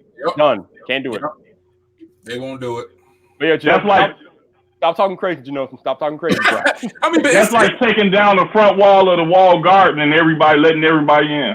Yeah, it's nothing wrong. I like all tech. I'm not like Team Apple, but respect is due. I got Macs and stuff and iPads and iPhones, but The reality is Apple is winning because of their software integration. It just works. It's all over the place. I'm waiting on Samsung to do that, man. I'm waiting on Samsung. But Samsung can't do it though because they're bound to Android. Yeah, but they got Tizen though. If they get smart and wise up and shuffle everything to Tizen, they can win. Yeah, but they got to get that third-party developer support for Tizen though. Correct. I got to send you guys a link to Steve Jobs' lecture at MIT in '91. I got to send you guys that link. And you guys, I was gonna say the problem, that you're thinking about it from a developer perspective. I'm talking about the average consumer perspective. Ain't nobody thinking about the developers. The average consumer does not care how hard it is to code for iOS. They don't care about that. All they care about is that it just works, and it works. Yeah, that's what they care about, man. It works, bro. It works for the consumers. That's another reason why Apple is winning so hard. So they winning big time with that, man. They are winning. Oh yeah. But they better get their customer service back online because it seems like their customer service is going off the rails. Is it? I don't have too many problems with my Apple products, man. I don't either. But I saw somebody on Twitter today who got locked out of their Apple account, and that was rough. How about these? How about these security breaches that are coming through every 2 weeks now? For real? Yeah. Wow. Man, everybody getting breached, bro. Everybody getting breached. Man, Google reported 4 of them so far. Wow. Okay, and somebody just reported today, and it's all through iMessage. Wow. It's just by sending messages through iMessage. It keeps happening. Wow. What's up with that, Viper? What's going on there? What's happening there? Bro, everybody getting breached, bro. What are you talking about? Everybody getting breached. Yeah, but this is Apple. This is security kings. This is privacy. Apple ain't no security king when they got their workers walking around leaking out the phones. They shouldn't have fired that. They shouldn't have fired that guy. Well, they said that BlackBerry could be breached, and they've been breached. Yeah, everybody can get breached. Everybody. All right, so here we go with Janosen talking crazy again. The only thing Apple wins at is marketing, not software. Nah, man. I got love for Janosen, the critic, but you way off on that, man. I'm gonna need you to stop, bro. I'm gonna need you to stop. If Apple is not winning in thought, I understand what he's saying. Apple has brainwashed a whole bunch of people into believing that $750 is cheap. So he's right. Roberto. He's right in a sense because Apple is pretty much trying to lay down. They got more money to spend on marketing than most of these other companies. So all you see is Apple, and they're conditioning and brainwashing everybody to say $750 is cheap. That's a budget phone. And then you got people who broke thinking, yeah, that is a cheap phone because the other one costs $1,200. No. Apple does win at marketing, but reality is, and I ain't no Apple head, man. If I had to do 5 years with the same phone and I had to pick Android or Apple, I'm probably gonna go with Apple because I know that old phone. If I was stuck with it, so now Roberto drinking the Kool-Aid too, Roberto. Apple's not winning the software. All right, let's get this straight. Okay, hold on. Let's get some clarification going on here real quick. If y'all are talking about how Apple's not winning at software advancement, I will give you that because Google's like yards ahead of them. Like that's not even an issue. But right now, today, as far as the average consumer is concerned, nobody is touching Apple in software. Nobody. And that's what matters both because that makes Apple the most money out of anybody. True. Well, you know what? I'm sitting here thinking, hesitant a little bit. Hold on. You got a point to a point for the simple fact that Apple's strength right now is holding everything together is iMessage. That's a lot more okay, bro. That's part of it. No. You don't see the average consumer. Okay, we love to use this word, average consumer, and most of the average consumer can't even afford a Apple computer. That's true. But that's true. So they're not on an Apple computer. All right, they're on Windows, but they're all on iMessage. Yep. Okay. So iMessage is the glue. It's the software integration that's holding everything together. Because if I go down my block right now and go to 15 houses, 4 of them will probably have a Mac. And how many times you walk in the gym and see everybody with AirPods? The whole gym got on AirPods. And you know what? They can't hear none of their music because they ain't got no noise canceling.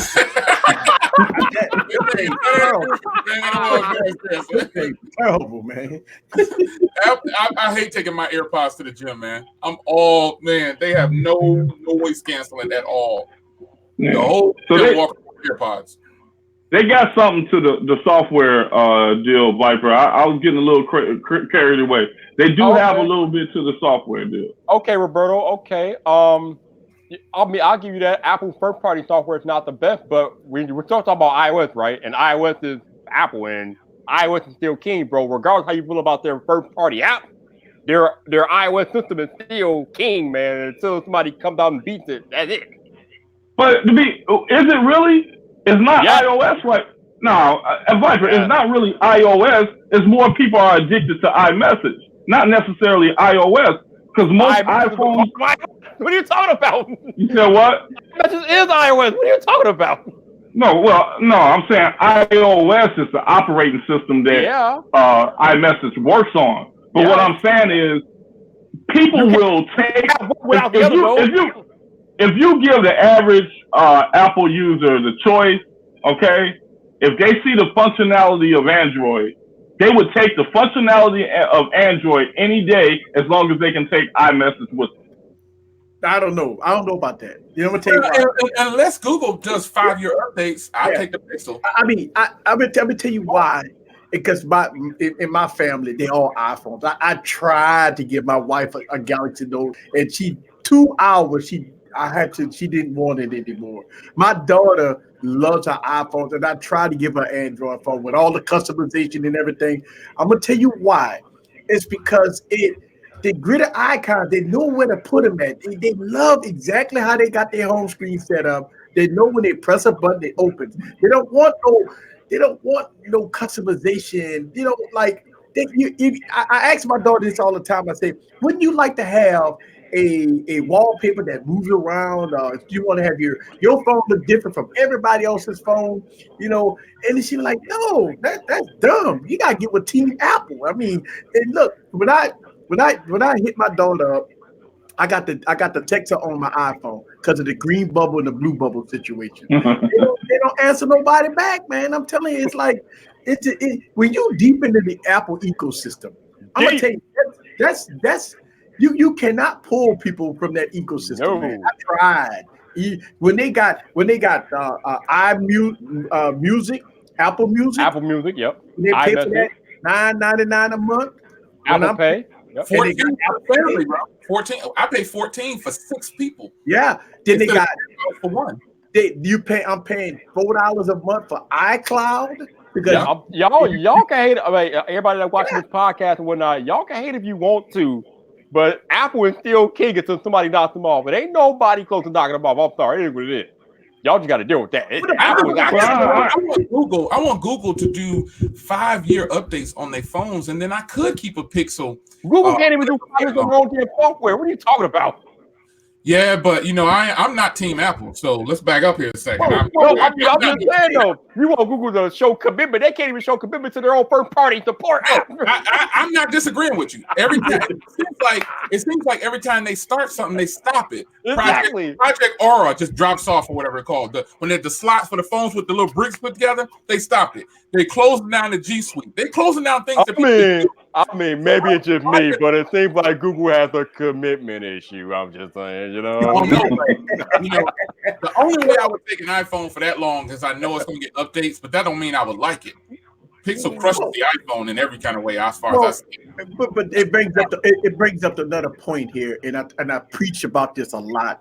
And I think Android users have this thing that, you know, when we talk about updates, right? And I am an advocate for this, and a lot of people disagree with me with this. I believe that when you paying $1,200, over $1,000 for a phone, after a year, you're not getting no more updates, you're not getting no more bug fixes, you're not getting any more, security patches. I think that's a shame. I think that's where we get into the point of that's why iOS is winning. That's what Tim Cook always and Steve Jobs used to do this too. Walk across the stage and beat his chest, and he showed a pie graph about how. Oh, hold on! I gotta stop you right there, Easy.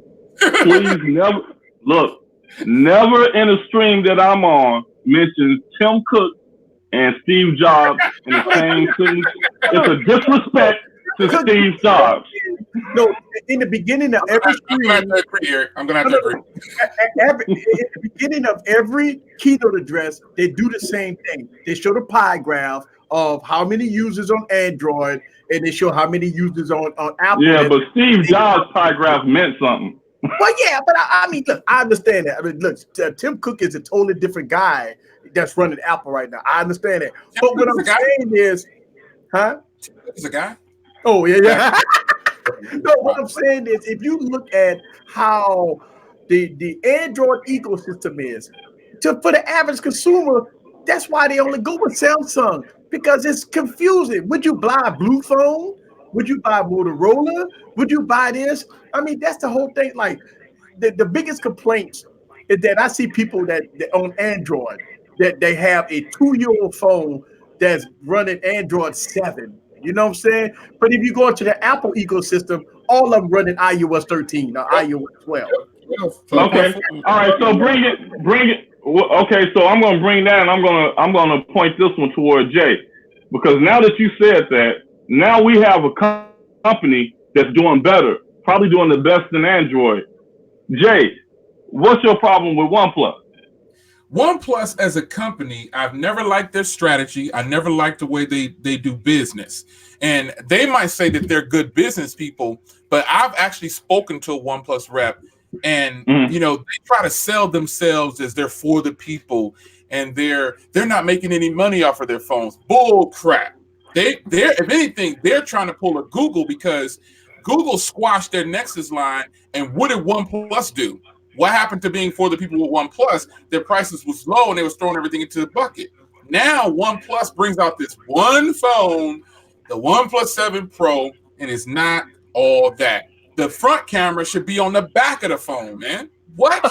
Come on, man. How the front camera gonna be better than the? Look how crispy LB is. You on the OnePlus, right? You on the OnePlus, right? I can't even argue with him. He ain't lying though. He's not even lying. There are so many other phones that are better than the OnePlus 7 Pro, and they cost less. I can say a couple of names: Huawei, Xiaomi, Vivo, heck, Samsung. Oh, look, this phone right here, the A70, costs $340. 256 gigs, 6 gigs of storage, expandable storage, headphone jack, wide lens monitor, triple camera setup. 32 megapixels on the front. I'm telling you, OnePlus used to be good. If somebody asks me about a OnePlus, I'm going to say grab the OnePlus 3T, because that's the last real OnePlus they brought out. Man! Fatality! Got the mic. Yo! Fatality, son! Pick up the pieces, baby! Clear OnePlus 7. Damn! I'm saying it like this, okay?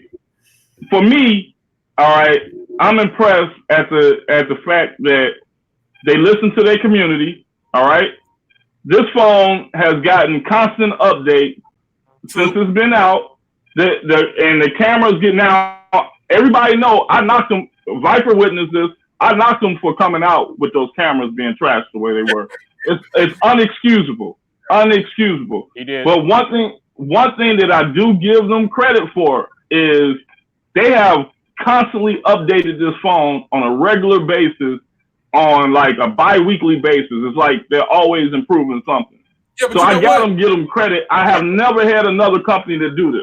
Yeah, but LB, my rebuttal to that is, if your phone's so great, why you got to update it every week? Google, update it once every 3 months.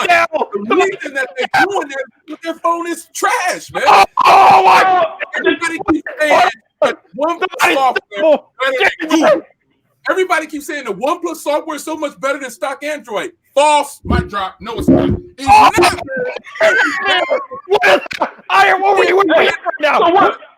So what is it? What is it that you don't like about Oxygen OS? I don't like Oxygen OS. It's not that I don't like Oxygen OS. I'm tired of people tooting OnePlus horn. Now, has anybody ever looked up how much it costs to manufacture the OnePlus 7 Pro? $324. Everybody quit talking about Apple with the people in China killing the people, making the kids do it. OnePlus falls right in line with them. They robbing everybody too. Boom. Oh. Yeah, but okay, all right. So I'm glad you bring that up. Okay, because I see Viper back there hitting his chest, right? So $324 for this device.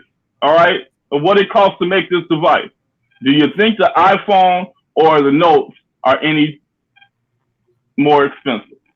Of course, we know how much it costs to manufacture an iPhone, but the Note costs more to manufacture. I think the Note was like $492 or something like that, or whatever it was. But everybody's pretty much selling them for double the cost, except for Apple. Apple is really no, $492. That's triple the cost. They had $1,200 for the Note. The Note started $1,000. No, we don't. That imposter Note we're not talking about. I'm talking about. How much did the Note 9 start at? How much did the Note 9 start at? $1,000. Yeah, the guy was $1,000. Yo, Easy, what is happening right now, Easy? Where are we at, bro? I don't have nothing personal against the OnePlus, but I wish people would stop saying it's the greatest because it's not. Nobody wants to show respect to Huawei and all these other people who want. Who is OnePlus parent company? Well, this is the only thing with me, Jay, is okay, that's fine and all and dandy with the Huawei, the Redmis, and all of that. When I can see them on my shelf, when I can go to Best Buy and see it, okay, then I'll show that respect. So another reason why I can't respect the OnePlus 7 Pro is because the Vivo Next came out and everybody clowned it and laughed at it. And as soon as the OnePlus 7 Pro dropped, which is the same phone, just with the OnePlus branding on it, it's the best thing since sliced bread. Oh my God. Yo, Easy. We should leave the chat, bro. We need to leave the chat. I'm gonna tip it over again because you're not gonna disrespect the Vivo brand, which is the parent company, Apple to OnePlus. It's impossible. And how many times but you already know why that's happening, though, Jay. You already know why that's happening. The OnePlus is the one that everyone here can get their hands on readily and easily. You're right. So, you win that argument hands down. But as long as I know who Vivo is, come to my channel and I'm gonna tell you all about Vivo. But you're the minority. You're the minority. You're right. I'm not disagreeing. I am the minority. You're the fly in the buttermilk on that one. Absolutely right. You're absolutely right. The buttermilk is surrounded. I'm telling you, OnePlus will never gain my respect. I cannot believe that I'm on a live stream with LeBaron defending OnePlus. What the hell am I? Wait happening here, bro? Like I said it about 3 to 6 months ago, the OnePlus can't even stand next to the G8. Now tell me I'm wrong, Eric. Well, if for all my members only, if you watch the video I just posted about the Galaxy Note 10 and the G8, you will know proof. Hello. Tell me the G8 ain't the king, baby. Now the G8, the OnePlus can't even stand next to the G8. Shut him down. I got what you say, baby. I gotta go. My wife called me. I'm about to be out of here. I won this. My LB, you my dude. But you out of here, bro. I'm gonna knock this mic over one more time, partner. I'm out. Yo, Jay, thanks, man. I appreciate you, bro. Look, let me tell you something, man. And when the only reason why OnePlus right now is doing a thing is because they sacrificed and got on the carrier. That's the whole thing. They don't look. Truth to be told, that I enjoy my OnePlus. All right, my OnePlus is right here. There's my OnePlus. And I got all the OnePlus devices except the OnePlus 5 with the upside down screen. Then it was doing that jello effect. That's the only phone that I didn't get. But I do have the OnePlus, and it's pretty decent. I use it a lot. The battery life has been pretty stellar. It's fast phone. But everybody got their opinion about, but I think like for me, I don't do imports. Like I don't do the imports. I don't either, bro. Everybody keep telling me to do. It's like I can't. I look at it. I don't know, man. I just have some kind of feeling about spending, $800, $900 on a phone. Then we got this stuff going on political. See that once this politics and all that stuff kind of died down a little bit with the tariffs and they blocking Huawei and they keep Huawei got to use another operating system and all that. Man, I can't recommend phones like that until Huawei and them get themselves together. You see what I'm saying? Like, hey, I'm with you. For me, the imports are tech junkie. Yeah. You know, I can't get on here, and if I what can't. Tech Valor say? She clowning you, bro. She clowning you out here, bro. She clowning you. I can't get on here and say that if not. I ain't gonna lie to you. If I could go to Amazon.com, which is a trusted site that you can return something from Amazon and you get your money back instantly. Now, if a device is on Amazon, I'm cool with that. But if you got to go to eBay or GearBest or all these other, nope. I can't, especially eBay, man. eBay, yo, easy. We don't do that here, bro. We don't do that here. Yeah. That's what I'm saying, man. I can't sit and say, well, I'm gonna tell my viewers to spend $900 to $1,000 on a phone, and the only place you can get it is eBay. You know what I'm saying? But truth to be told, those overseas phones is killing it right now.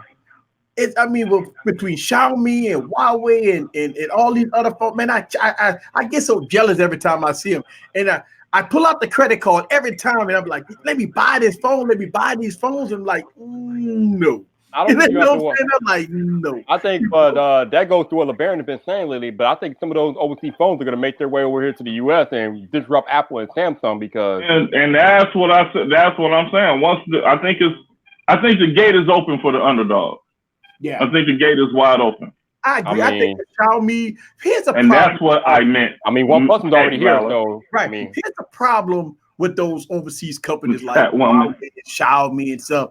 The average consumer, they'll look at that. They can't even pronounce Xiaomi and why. You think about it. I can't. You're looking at the display, right? Is it Xiaomi or is it Shower Me? What is it? Is it Xiaomi? They're like, Shower Me. I'm about to put Xiaomi phone on contract. What is the Xiaomi phone? Or the shit shower and shade. What is it? I don't know. Yeah, what is that? So I think that the naming scheme gonna have to change. Just if Huawei comes now, Huawei sold phones at Best Buy. They sold the Mate 9 and the Mate 8 and the other Huawei phone. But they don't sell them. Best Buy did pull them, and I doubt if Best Buy would ever sell a Huawei phone again. But it's one of those things that yes, Huawei they're killing it with specs, they're killing it with cameras, they're killing it with design. But in the United States, it's a no-go. No, and it's gonna be a no-go for a while because the government is really, really coming down on Huawei. Why Huawei don't want to bring the briefcase? How many times I say this? If Huawei bring the briefcase, all this stuff about Trump and all this would be all over with. This is right. The briefcase. Your point was already proven when Trump said that China agreed to be a part of the trade agreement and they lifted the ban from Huawei. Right, and then they put it back on. Right now they banned again. No, they don't. They were like banned, but they were never unblacklisted, so they're still on the blacklist. They're still on the blacklist, yeah. They're still on the blacklist. But U.S. company can do business with them again, so. Now everybody's hoping that this new OS is going to save them out the water. No. And I'm sorry, from the history of OSs, you got some growing pains to go through before it's not to mention they're trying to make it the OS of everything. Like, dude, really? Yeah.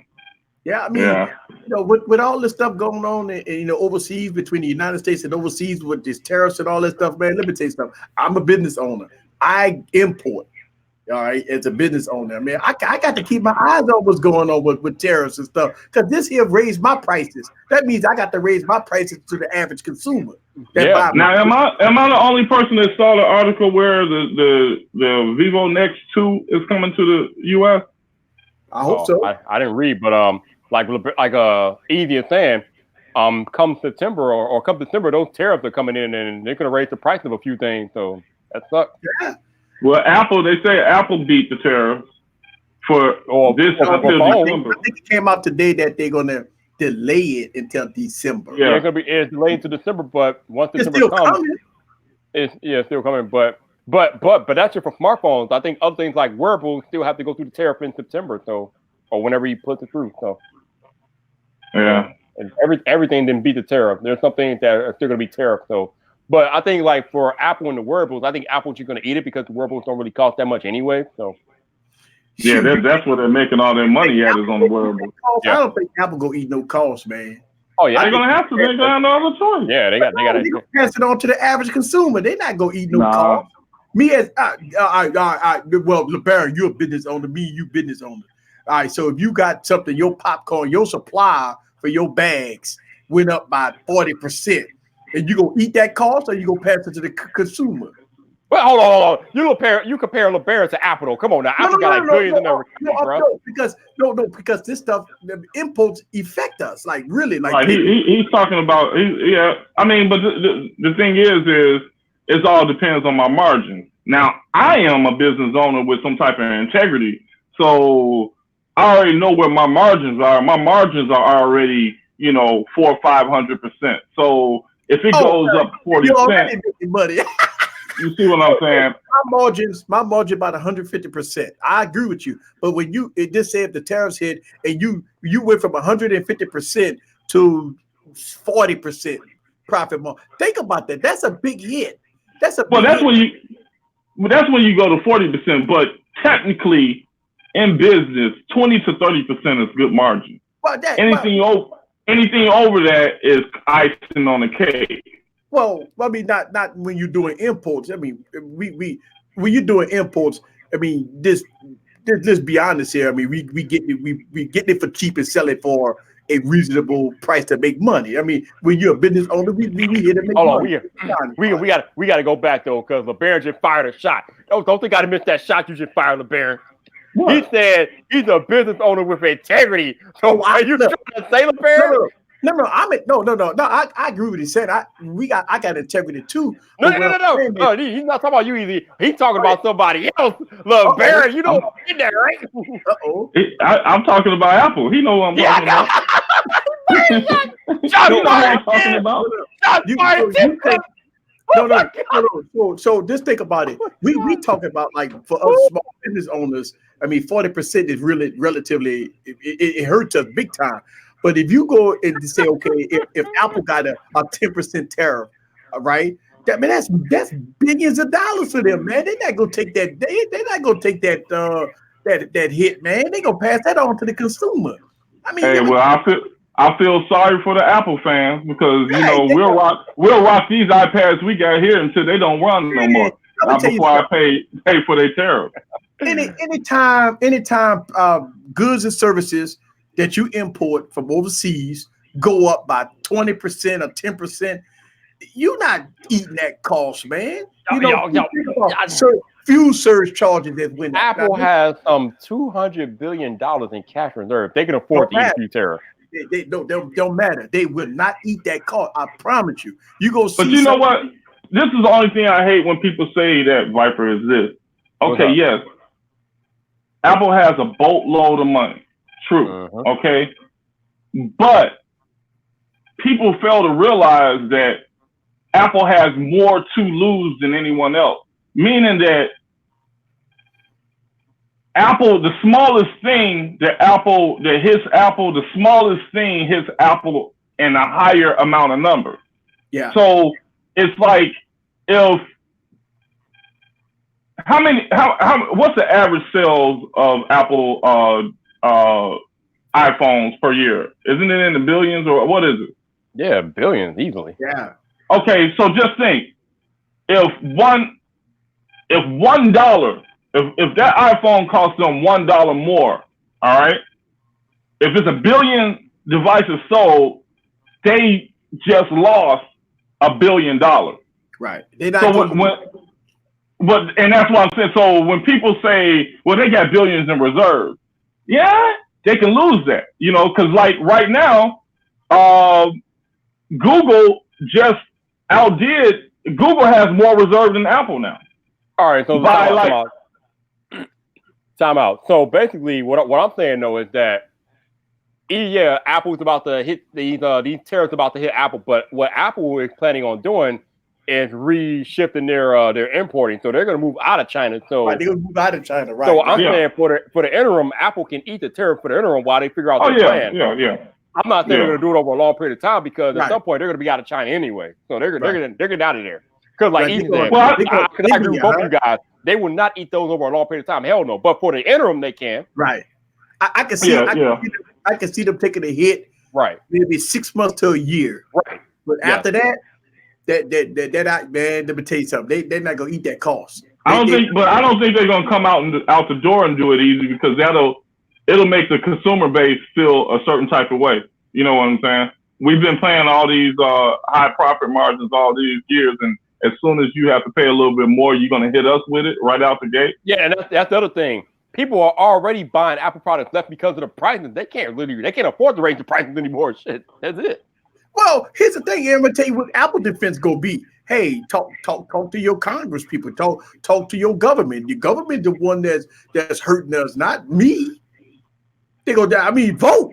That's the whole thing. The issue is that it's more complex with that, because of Apple losing more customers hits them harder in the bottom line than them tariffs, bro. Okay, but when you say Apple losing, Apple ain't gonna lose. What, to who? Android? Apple people ain't going. Apple customers ain't going to no Android. Bro, I'm just saying, like, hey, people. I'm just saying, Easy, like, people talk from their wallet, man. People mind change. They're not gonna leave Apple. They just won't. But they just would keep the device that they currently have. But they ain't gonna leave Apple. Which affects them. It still affects them the same way, though. Right, but Apple got that problem right now because they got their phones so longevity that they hurting them right now because they update their phones too long. Yeah, and you're talking about multiplying that times 3. Right. But my point is, Apple, they already came out and said that they're going to do a 3-year upgrade cycle. Right, we heard that it was going to be a 3-year, because they can't do 5 years. I mean, the 5 years is too long. All right, so here's my point, though, Easy. When you say that Apple won't eat tariffs and things like that, like, we agree that they'll eat them in the short term. But the issue with Apple, like, passing that cost on to the consumer is that what if some of the consumers become disgruntled and they do make that shift to Android? When they lose a customer, it's not just that they're losing an iPhone customer. They're losing an Apple Pay customer. They're losing an Apple Music customer. They're losing and whatever else they charge for a customer. Like, that stuff is layered, man. That stuff goes deep. But you think about it like this. I mean, Apple has Apple people are deep, man. They not look, man. Like my daughter, I've been buying her iPhones as a parent since she was a kid. So I mean, most of the millennials and stuff like that, parents are paying for their devices either way. I mean, and then especially in the United States, they can get it on contract. So it won't hurt them as much as we think they would. If Apple went up on the prices to AT&T, Sprint, Verizon, and whatever, they're gonna pass that cost on to the consumer. But they might see maybe a 75 cents or maybe $1 more a month, maybe this to offset that cost. They won't eat that cost. It's pure business. I disagree. Hey, Roberto. Roberto. I love how he never introduces himself. He just comes in with them one-liner. Bam. What's going on, man? I disagree. You don't think? Hey, what's up? Cost? You don't think Apple eat their cost in the long run? No, because they're a publicly traded company. They're not going to do that because shareholders aren't going to do that. Exactly. Shareholders are not going to let them just say, "Oh, we're going to absorb the cost for the value of the consumer." Like shareholders could give a shit about the average consumer.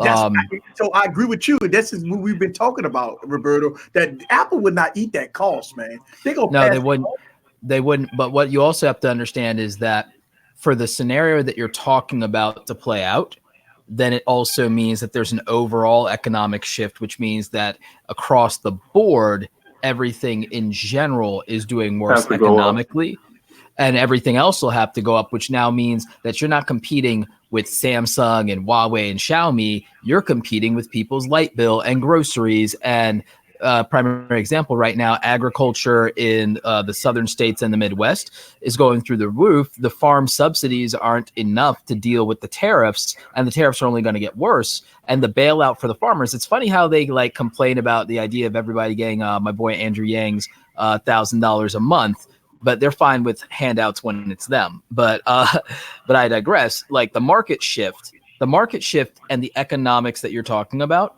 would not just be in parallel to the electronics and consumer electronics industry. It would be across the board.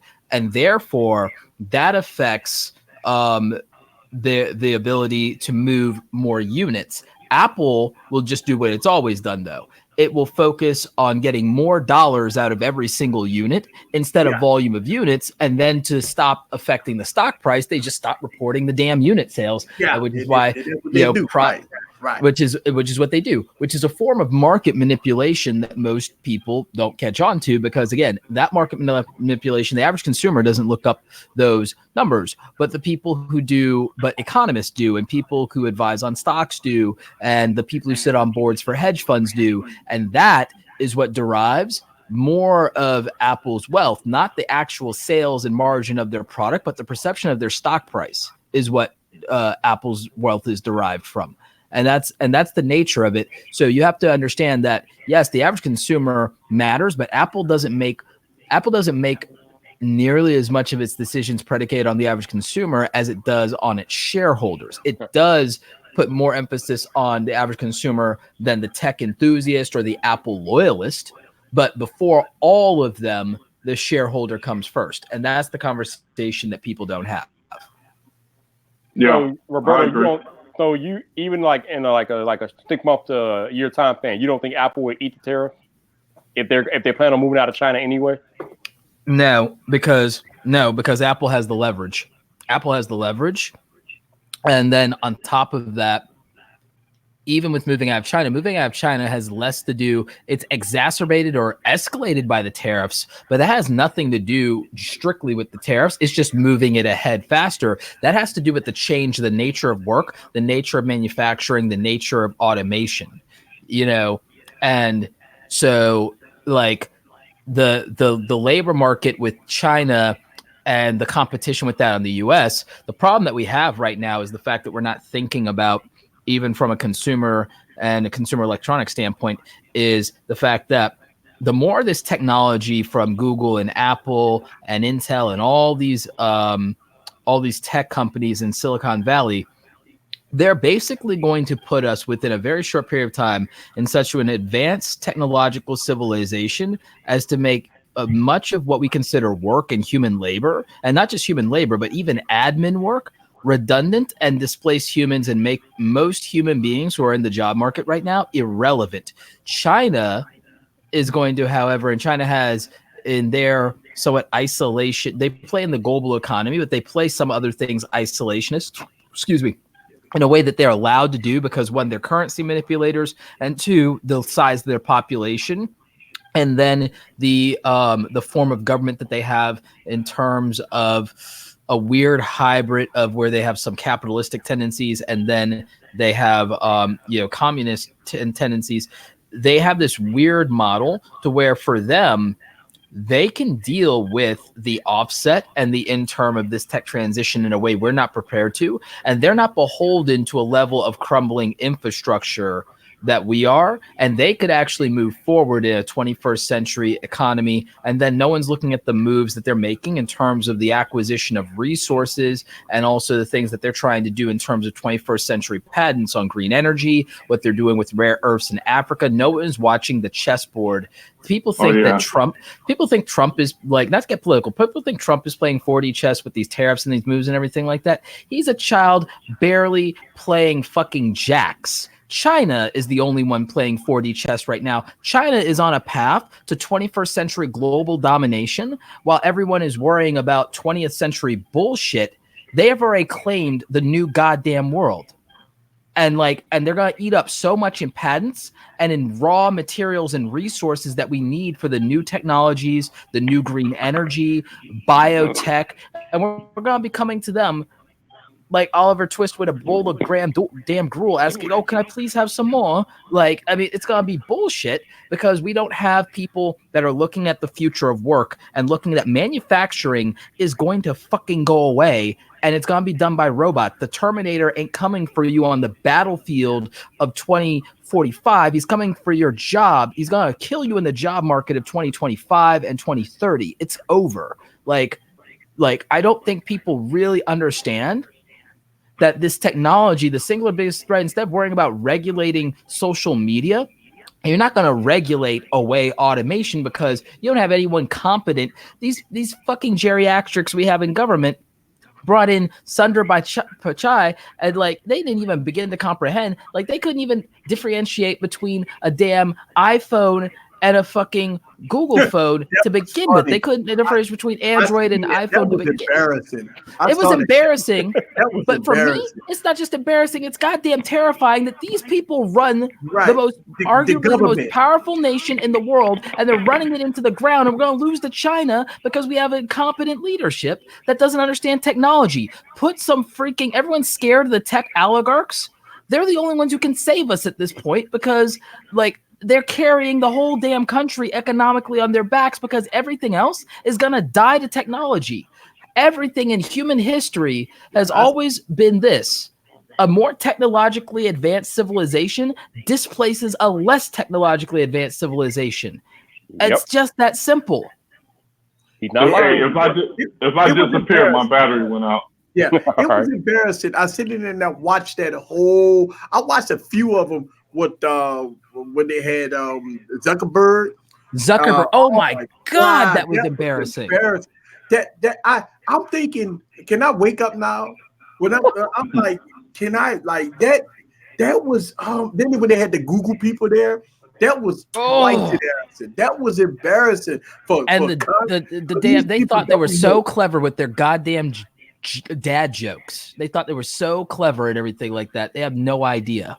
That was terrible. That was. They're lucky Mr. Pichai is such a good man and everything like that. Because if he were truly sinister and evil, he would fucking roll them.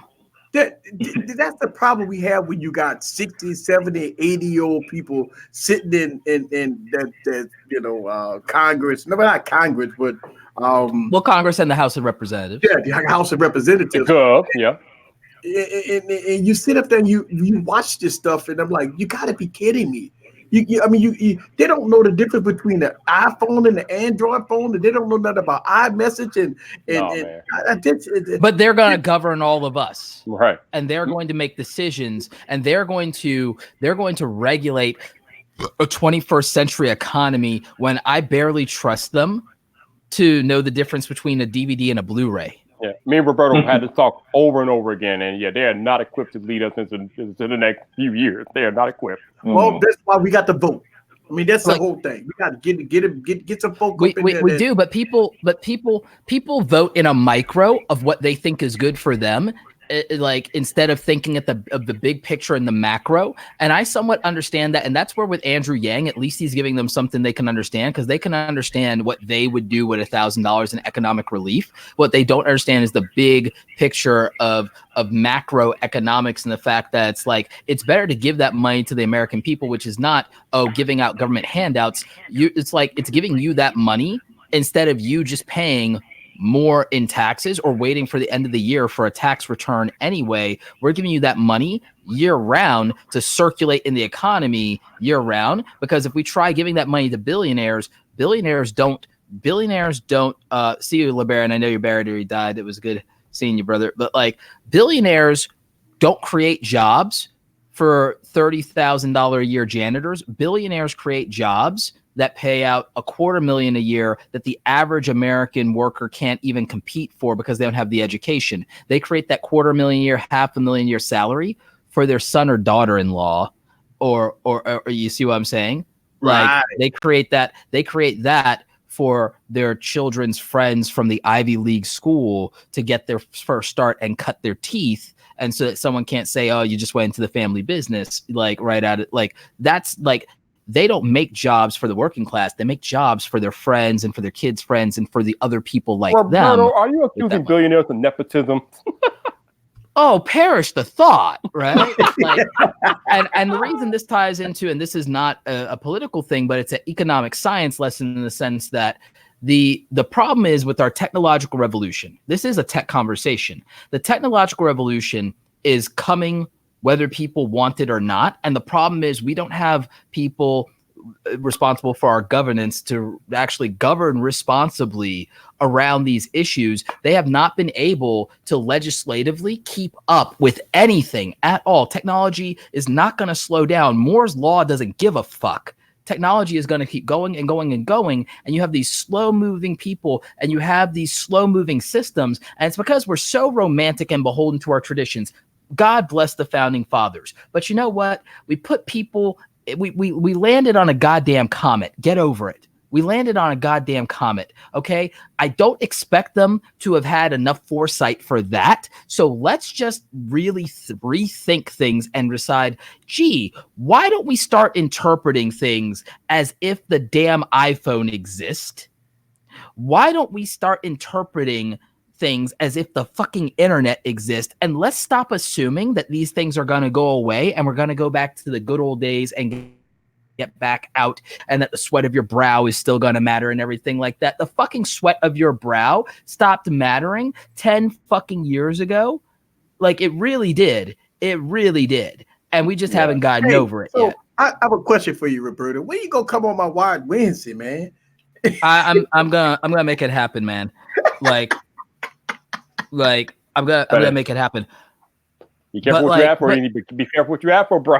but I'm trying to be very real with you. I'm trying to be very real with you. Like, we could not have imagined 10 years ago that we would have the technology that we have today and the advancements that we have today. It's freakish. It's scary. It's like, I mean, I remember when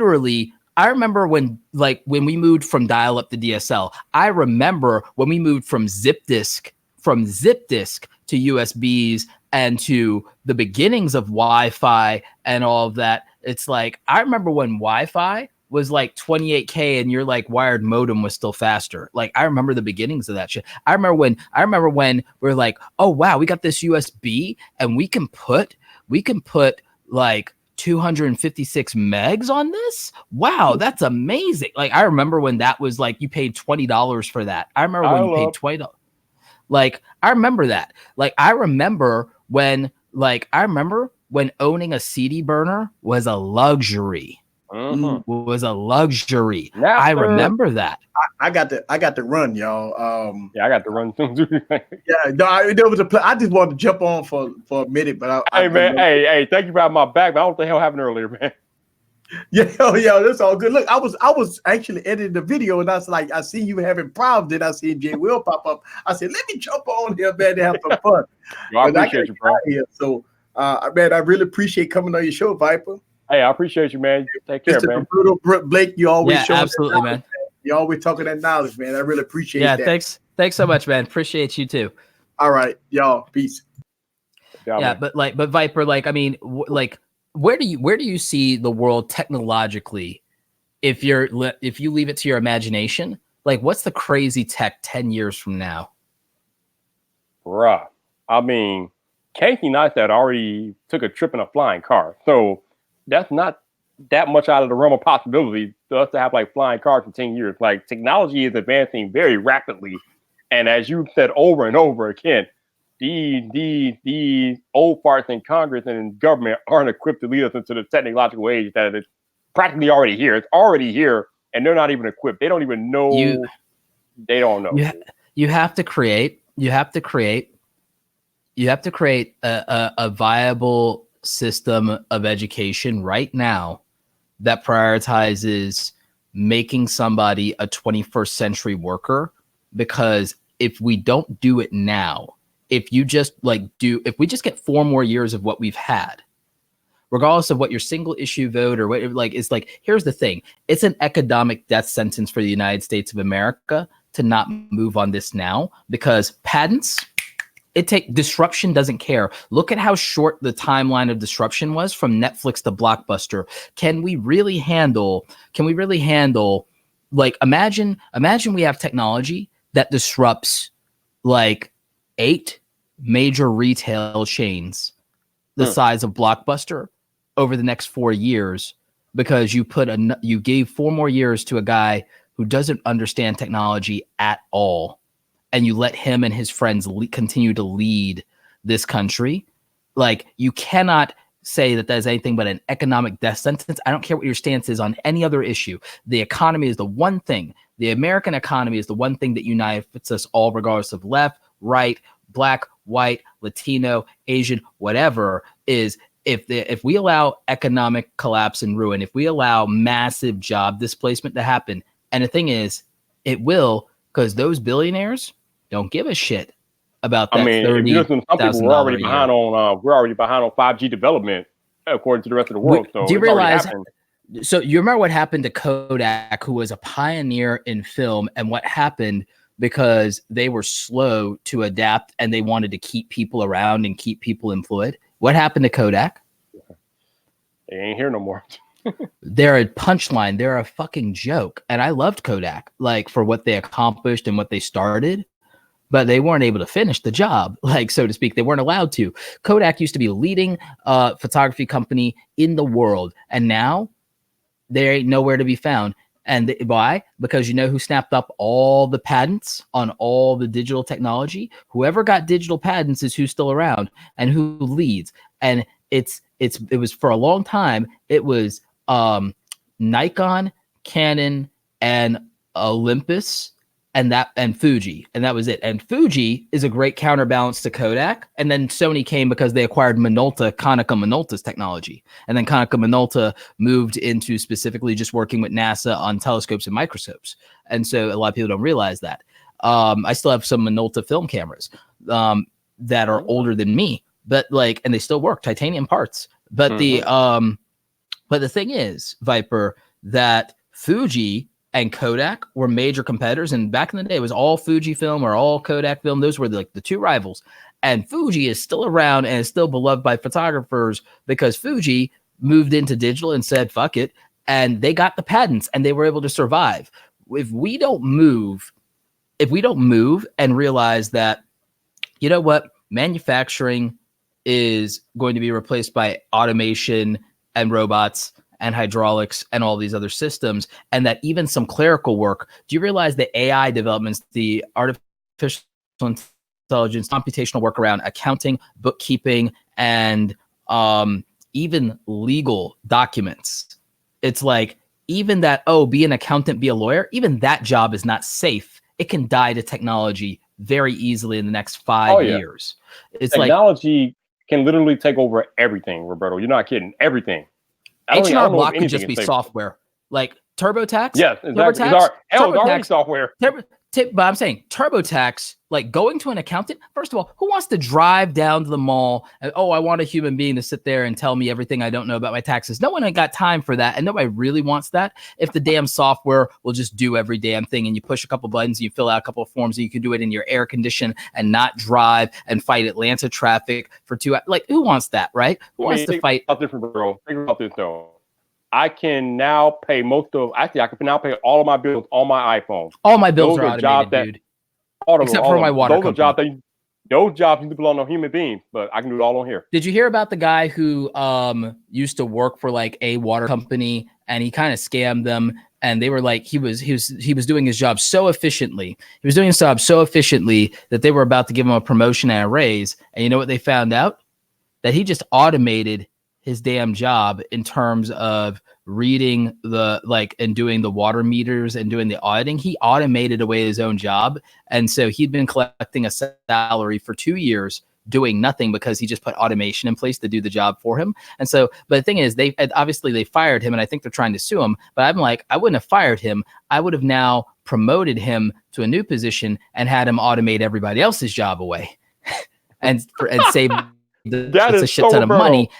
And gave him, and I would have patented his thing because he did it as work for hire. So he developed this system, and I would have promoted him, give him money, kept the patent because he did it as work for hire. And then I would have fired everybody else that he's a job, let go of everybody else. He would automate away and let him keep automating away those damn jobs. And so that's what I would have done, because that's the capitalist in me, right?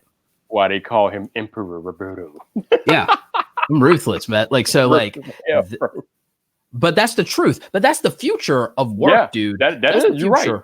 You're like, we make fun of it now, but you are absolutely right. That is the future of work.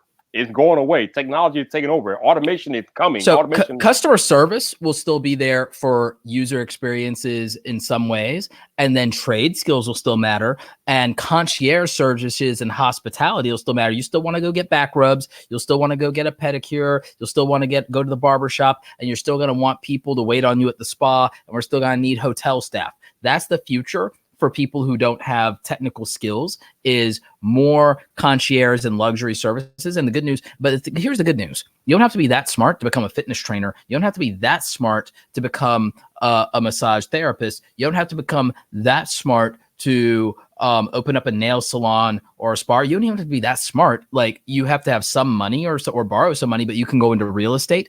So the thing is, people who aren't technologically savvy aren't necessarily doomed to poverty if they have a good work ethic and if they're smart enough to just realize where the money is. But again, this whole labor sweat of your brow thing is going to die away. And the only thing that you can provide, if you're not going to be creative or entertainment or technical, and you're not going to develop software, you're not going to be an entertainer, or you're not going to be do concierge service, or you're not going to do trade skills, like, the only thing left at that point really is you better be able to be damn good at either customer service or sales.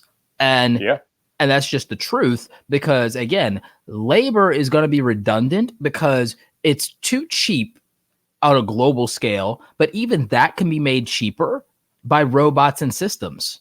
And you said sales, but hell, you could automate sales. I mean, you don't need. Well, you can, but there's a threshold in a market of sales in which an automation system plays a role, sure, and I automate that to some extent, but there's always going to be a place for handshake deals. There's always going to be a place for that. Like, there's always going to be a place for handshake deals. And the thing is, there's going to be a person, if you are a closer or you're a negotiator, someone is going to be able to get a better deal than a robot on that, because a robot can't read a human. Like, sales is an emotional process unless somebody either is an impulse buyer. Systems, the follow-up systems of like throw them to a call queue is better. And so, yes, call centers mostly will be eliminated by AI, like 1,000%. Yep. But high ticket closers still have a place in this world. Used car salesmen still have a place in this world. I think with sales, I'm mostly talking about placements like Best Buy and Verizon and things. Those are that's customer. So the thing is, maybe, because the thing is, big box retail is on its way out in favor of logistics services and brand. Like, Best Buy can be Amazon because they might be a brand, and then they might be able to just create an experience. Because what I love about Best Buy is I actually love the customer service, to be honest with you. I love the customer service, and I think that they will win on home installations, and I think they'll win on repair. So I think if they, between their Geek Squad branding and the yearly bundle service that you get for a discount by paying up front for things like discounts on home installations, which I decided to pay, I think it was like $200 a year, but it means that all of a sudden I get like $100 off on home installations for things and everything like that. Instead of $150, I can get somebody to mount a TV on the wall for $50, and then I don't have to do jack. People will pay for convenience. So that becomes so that's a concierge service. But the thing is, for however many people sign up for that, X amount of people only use it X amount of times per year. And so in the meantime, they got some good cash flow off of that. And the thing is, they have to staff those people and pay them 40 hours for something like anyway to staff those people. So the thing is, it's absorbed in the cost. So it's actually a really good model to just leverage the labor force that you have and just send them out. It's funny you said you like Best Buy because of the customer service. I just like being able to go in and look at stuff and be able to walk out with something. I don't. So for certain electronic products, those are high ticket purchases in some cases, and they are the type of purchases where you want to hold something in your hands. Yeah. So some of that for those type of consumers, and those consumers are affluent consumers, will not die to Amazon. So there is a place for creating customer experiences. And so I think that there are brands that will take advantage of the customer experience market. The Apple Store, the thing, you could order it online, but the experience of being in the Apple Store is something. And they put everything into making that experience to where you want to go to the Apple Store. I want to go to Best Buy. I like going to Best Buy. Have you been to an Amazon Go yet? Yes, I have. I've been to the ones in New York. Isn't it like the most amazing thing ever? It is. It's actually really dope. Yeah, I'm really into it. So yeah, like I like, but that's the future, Viper. The future of is like, and the thing is, I understand this. Like, here's the thing: I don't think I'm the smartest person in the world, but I like money, and I like what money does as a resource and a tool. I've not had money, and I've had money. I prefer having money, and so, Yeah. just the truth, right? Money and purple, right? Money and purple. Right. I think those are agreeable stances, you know, like You're I think so in my mind, the thing is, in terms of value, I look at things and I go, it's like, well, we talk about the average consumer. What's the value to the average consumer today? And I think that people underestimate that the value to the average consumer is oftentimes what's the experience, where's convenience for me, where's the lack of hassle. Like you made the point earlier, people just buy the iPhone. There are things intrinsic to that experience that are built on convenience. Yep. The Apple ecosystem is all about the fact that we are creatures of convenience. We love the path of least resistance. Yep. We love feeling like our time. The difference in time between Touch ID and Face ID is the selling point for Face ID. Mm-hmm. Like, that's just... It's funny talking about that, because a lot of people will correctly point out that it's faster to unlock your phone with Touch ID than Face ID, which is true. But for everything else, Face ID blows it out of the water. Yes, absolutely. Absolutely. And so now some of that could be down to physical user experience of, like, your phone might be, if you're taking it out of your pocket, your phone or anything like that was, like you said, on the unlock. Yes, it's faster. Yep. Like, because when you pick it up, the process is initiated before it gets to your face. It's done. Yep. So like that, the perception of speed there is based on the physical aspect of it, the tactile aspect of it. Right. So like, we need to really think about the fact that so the big jump in this revolution of Face ID, when we think about things like motion traffic, motion tracking and facial ID and facial recognition, like, here's the thing, to be very real, we already are living, minus pre-crime, we're already practically living in the world of Minority Report for the most part. Aside from a few things, we're already living in the world of Minority Report, Back to the Future, almost every advanced sci-fi movie, minus the weird cyberpunk stuff from like the 80s and 90s. We already have most of the technology. Like, to be honest, we can essentially build the early series Terminators. We could build about a T600 or a T400. We definitely can build the Hunter Killers right now. Skynet is real, people. I told y'all Skynet is here. It is and it isn't. It is and it isn't. Because here's the thing. I'm not worried about Skynet. And the thing is, like, because here's the thing. We can build a Hunter Killer Terminator that's actually, like, in the Hunter Killer that we can build right now in terms of drones is more frightening in terms of its military applications than a T-800. You know, a T-1000 is a fantasy thing of like, oh, we're never going to get that far in our lifetime or whatever, but we could get up to a T-800 in our lifetime, maybe. And then it's just about how smart you can or can't make it. But like, we can get to a T-800, but the thing is, the T-800 isn't the scary thing, and mass producing that would be hard anyway. So like a T-800, I'm not worried about. I'm more concerned with the fact that right now you could make a very high speed, a borderline sonic speed weaponized drone that is near silent in its approach, and you could tie it easily to facial recognition software and a database and weaponize that right now, and you can mass produce those at scale very affordably and just do targeted sweeps, and basically anyone you want to get would get got. Like, we can do that now. We can do it like the drone, the basically the strike program, like from Captain America Civil War, where it's like, oh yeah, we can just like target anybody and just like get them, you know, target whoever. We can put this into this database, throw the kill order, let's do it. That's real now for the most part.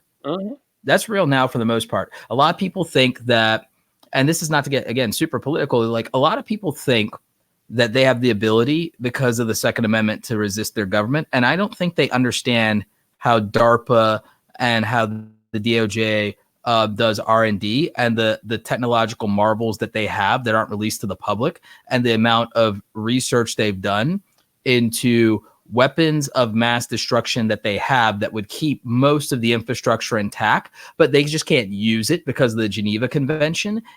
If the government went full tyrant, we have no ability to resist. They have sonic weaponry already, Viper, that with just a sound, they can level us crawling over into the fetal position, just begging for them to make it stop by just assaulting our eardrums and throwing off our entire equilibrium. We won't be able to stand, let alone shoot. The sonic noise weapons that they have would just have you in a corner, throwing up and pissing yourself.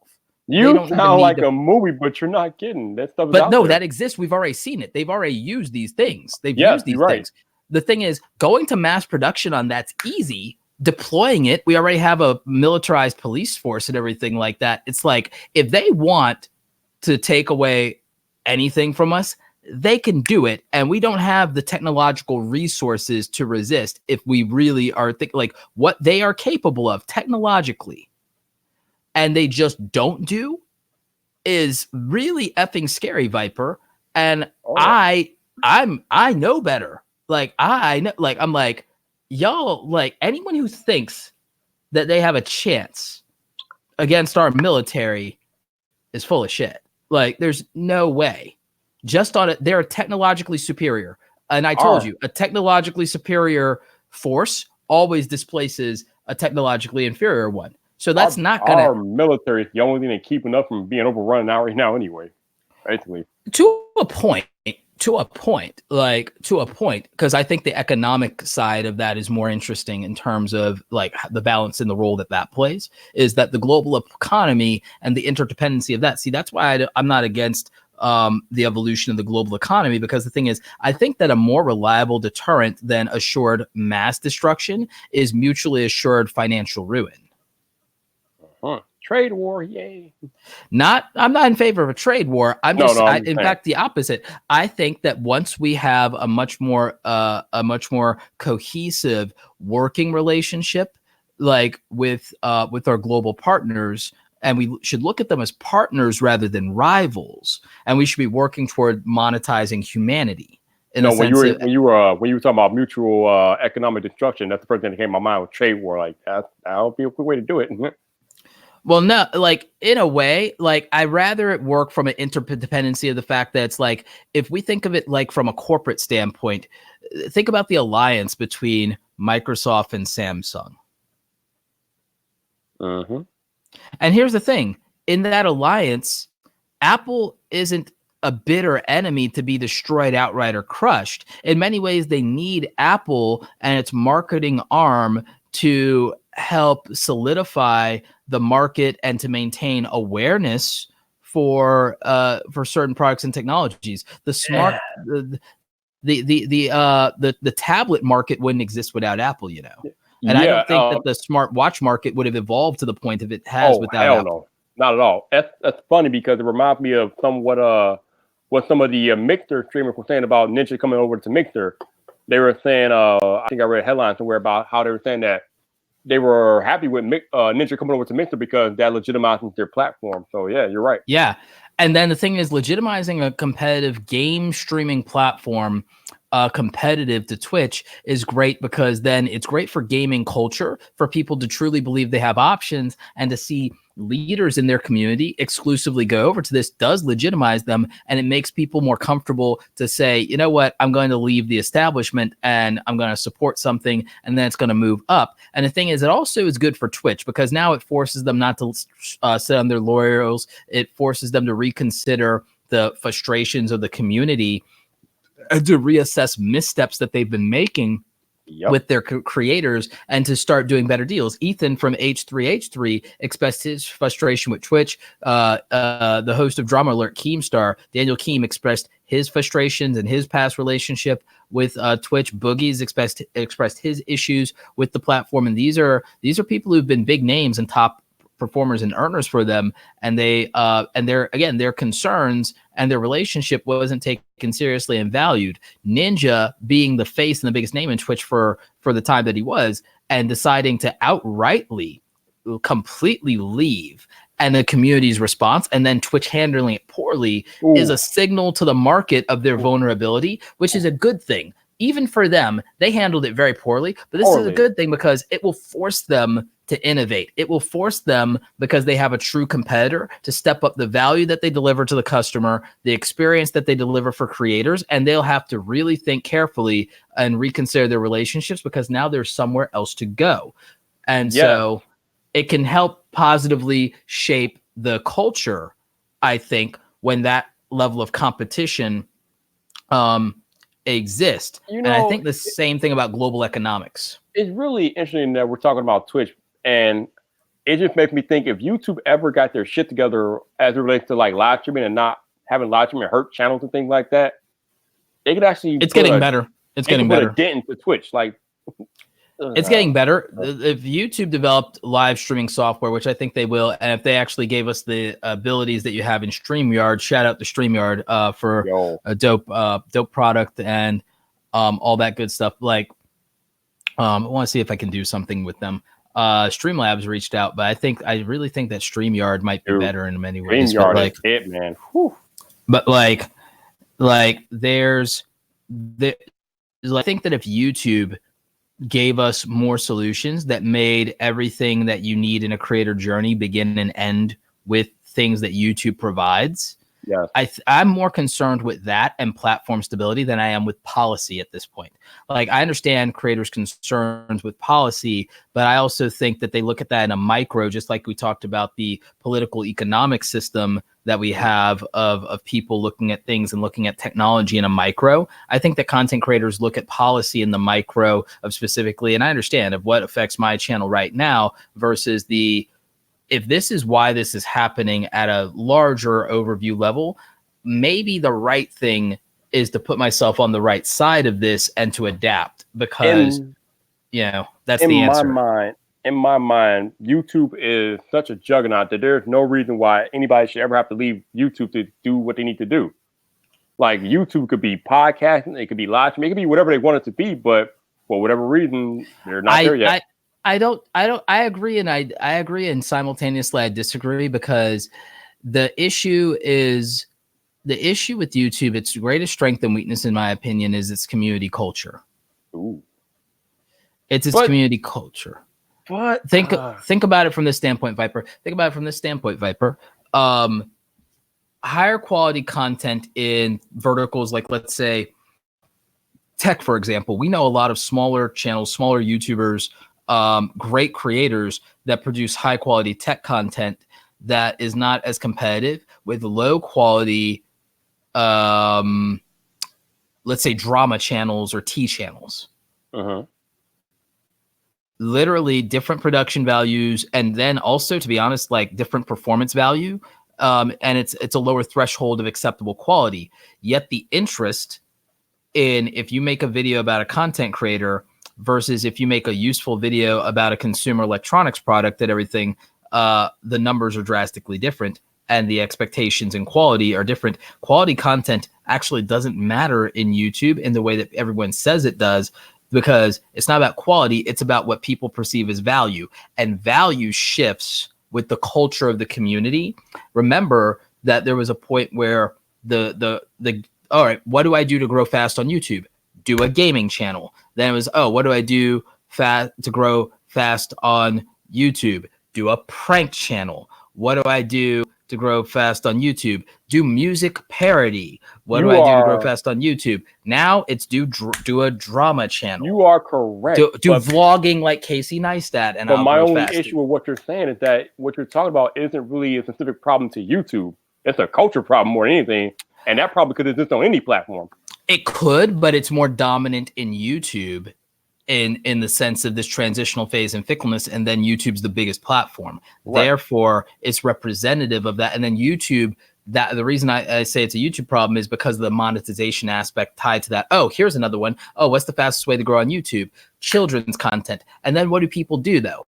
You have people, when something works, that exploit the hell out of it and do it wrong or do it unethically or sneak shadiness into it, or like the creepos with the Elsa Gate stuff. And then what happens, or I remember there used to be a time when you could just, I'll just piss off political party A or political party B on YouTube when the Wild Wild West monetization, when you wouldn't get demonetized for anything, hardly, you only could get strikes. People used to literally not believe in anything, but say the most outlandish things and make content to piss off a group of people, whether it was political or religious or whatever. And the only thing is, YouTube either takes me down or they don't. But until they do, people are making all this ad money just doing that. They basically what you're saying is that YouTube can't reach its full potential because the people go people. Basically what you're saying.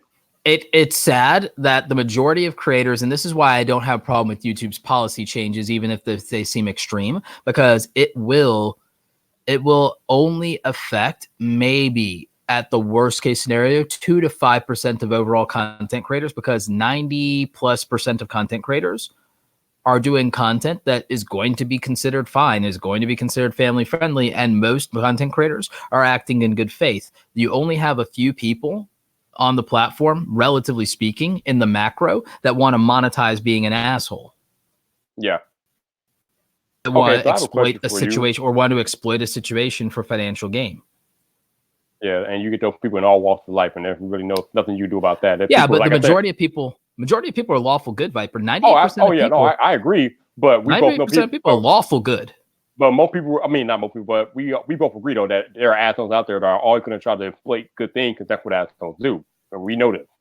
But they are the people that we all end up suffering for with the way the systems are then built. But we suffer for them on any platform. It's not just a YouTube thing. It's wherever they are. Yes, no, I agree. It's just easy to identify what that is in YouTube in a very simple context versus a larger social construct situation. I mean, to a point that we both agree with about, and why I brought it up in the Verge article, because I do agree with you. I just think it's easier to dissect in the context of platform. Yeah, because YouTube is the biggest platform pretty much right now, more or less. Right. And it's just easy to point out specific instances and examples that people would recognize. And so, So, but what is your question? Yeah. My question for you is, podcasting is on the rise.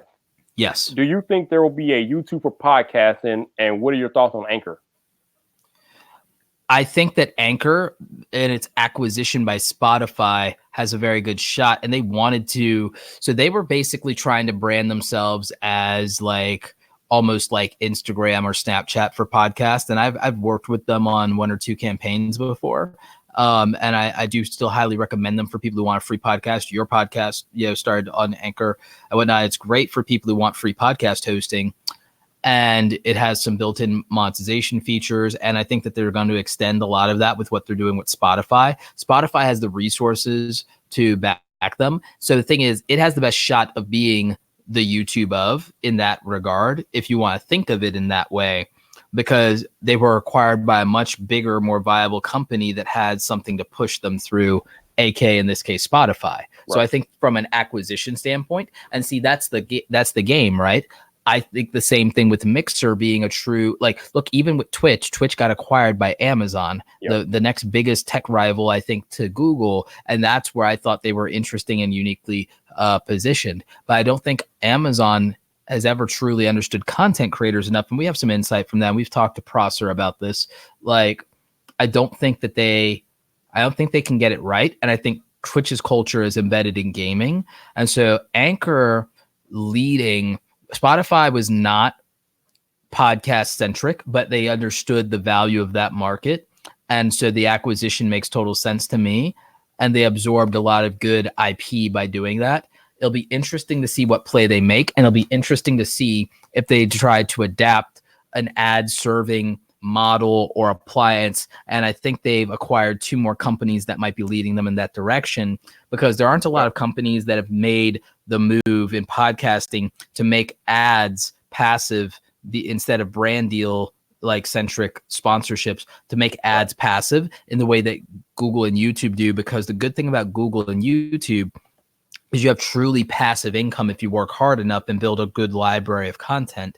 right, in the sense of you don't have to hustle so much, and yet you can make money off of your IP in perpetuity, which should be the real goal, which is why I keep telling people to stop chasing trends. One, trends are very hard to compete with, but if you go deep on a knowledge category that has some legs to it that can live on, aka like reviewing beauty or reviewing tech or headphones or whatever, people are going to buy those products and headphones even when they're not the latest model, because not everyone can afford the budget, and you're going to get value off of that if you're a good resource for that. And that's why I tell people, even you, that if you have a product, milk the product, make 5 videos about the product, have a deep library for anybody so they have 5 different ways to get to you on that product, and keep doing that, and then farming the money and the income and the views off of that. So when podcast, which is listening and is even more passive than YouTube video viewing, gets to insert ads, like pre-roll, mid-roll, post-roll ads that are automated, and that you can make your slots and they'll automate and put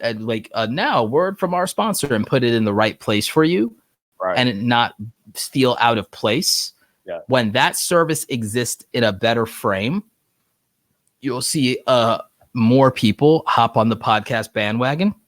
But now is the time, even when you can't monetize as easily, people are sleeping on it. It's the same thing with people sleeping on IGTV now that it's widescreen, is people don't want to even repurpose their content or make content there because of the lack of ad revenue, and they don't want to diversify their content. Everyone's saying, I want to vlog on my main channel, or I don't want to start another YouTube channel. It's like you could vlog on your IGTV and get bumped in the algorithm for that. So good. And if you can get to a point of growing a big enough Instagram audience to get brand deals, it's actually easier to get brand deals in Instagram now than it is in YouTube. Brands approach you on Instagram a lot more easily and readily, and they straight up DM you. And so there's a lot of opportunity there. I know Instagrammers, they don't make ad revenue, but they crush YouTubers in how much money they pull in a year. I know a lot of people with 50,000 followers on Instagram crushing people with 500,000 subscribers in YouTube on money. Oh, I believe all day. No doubt.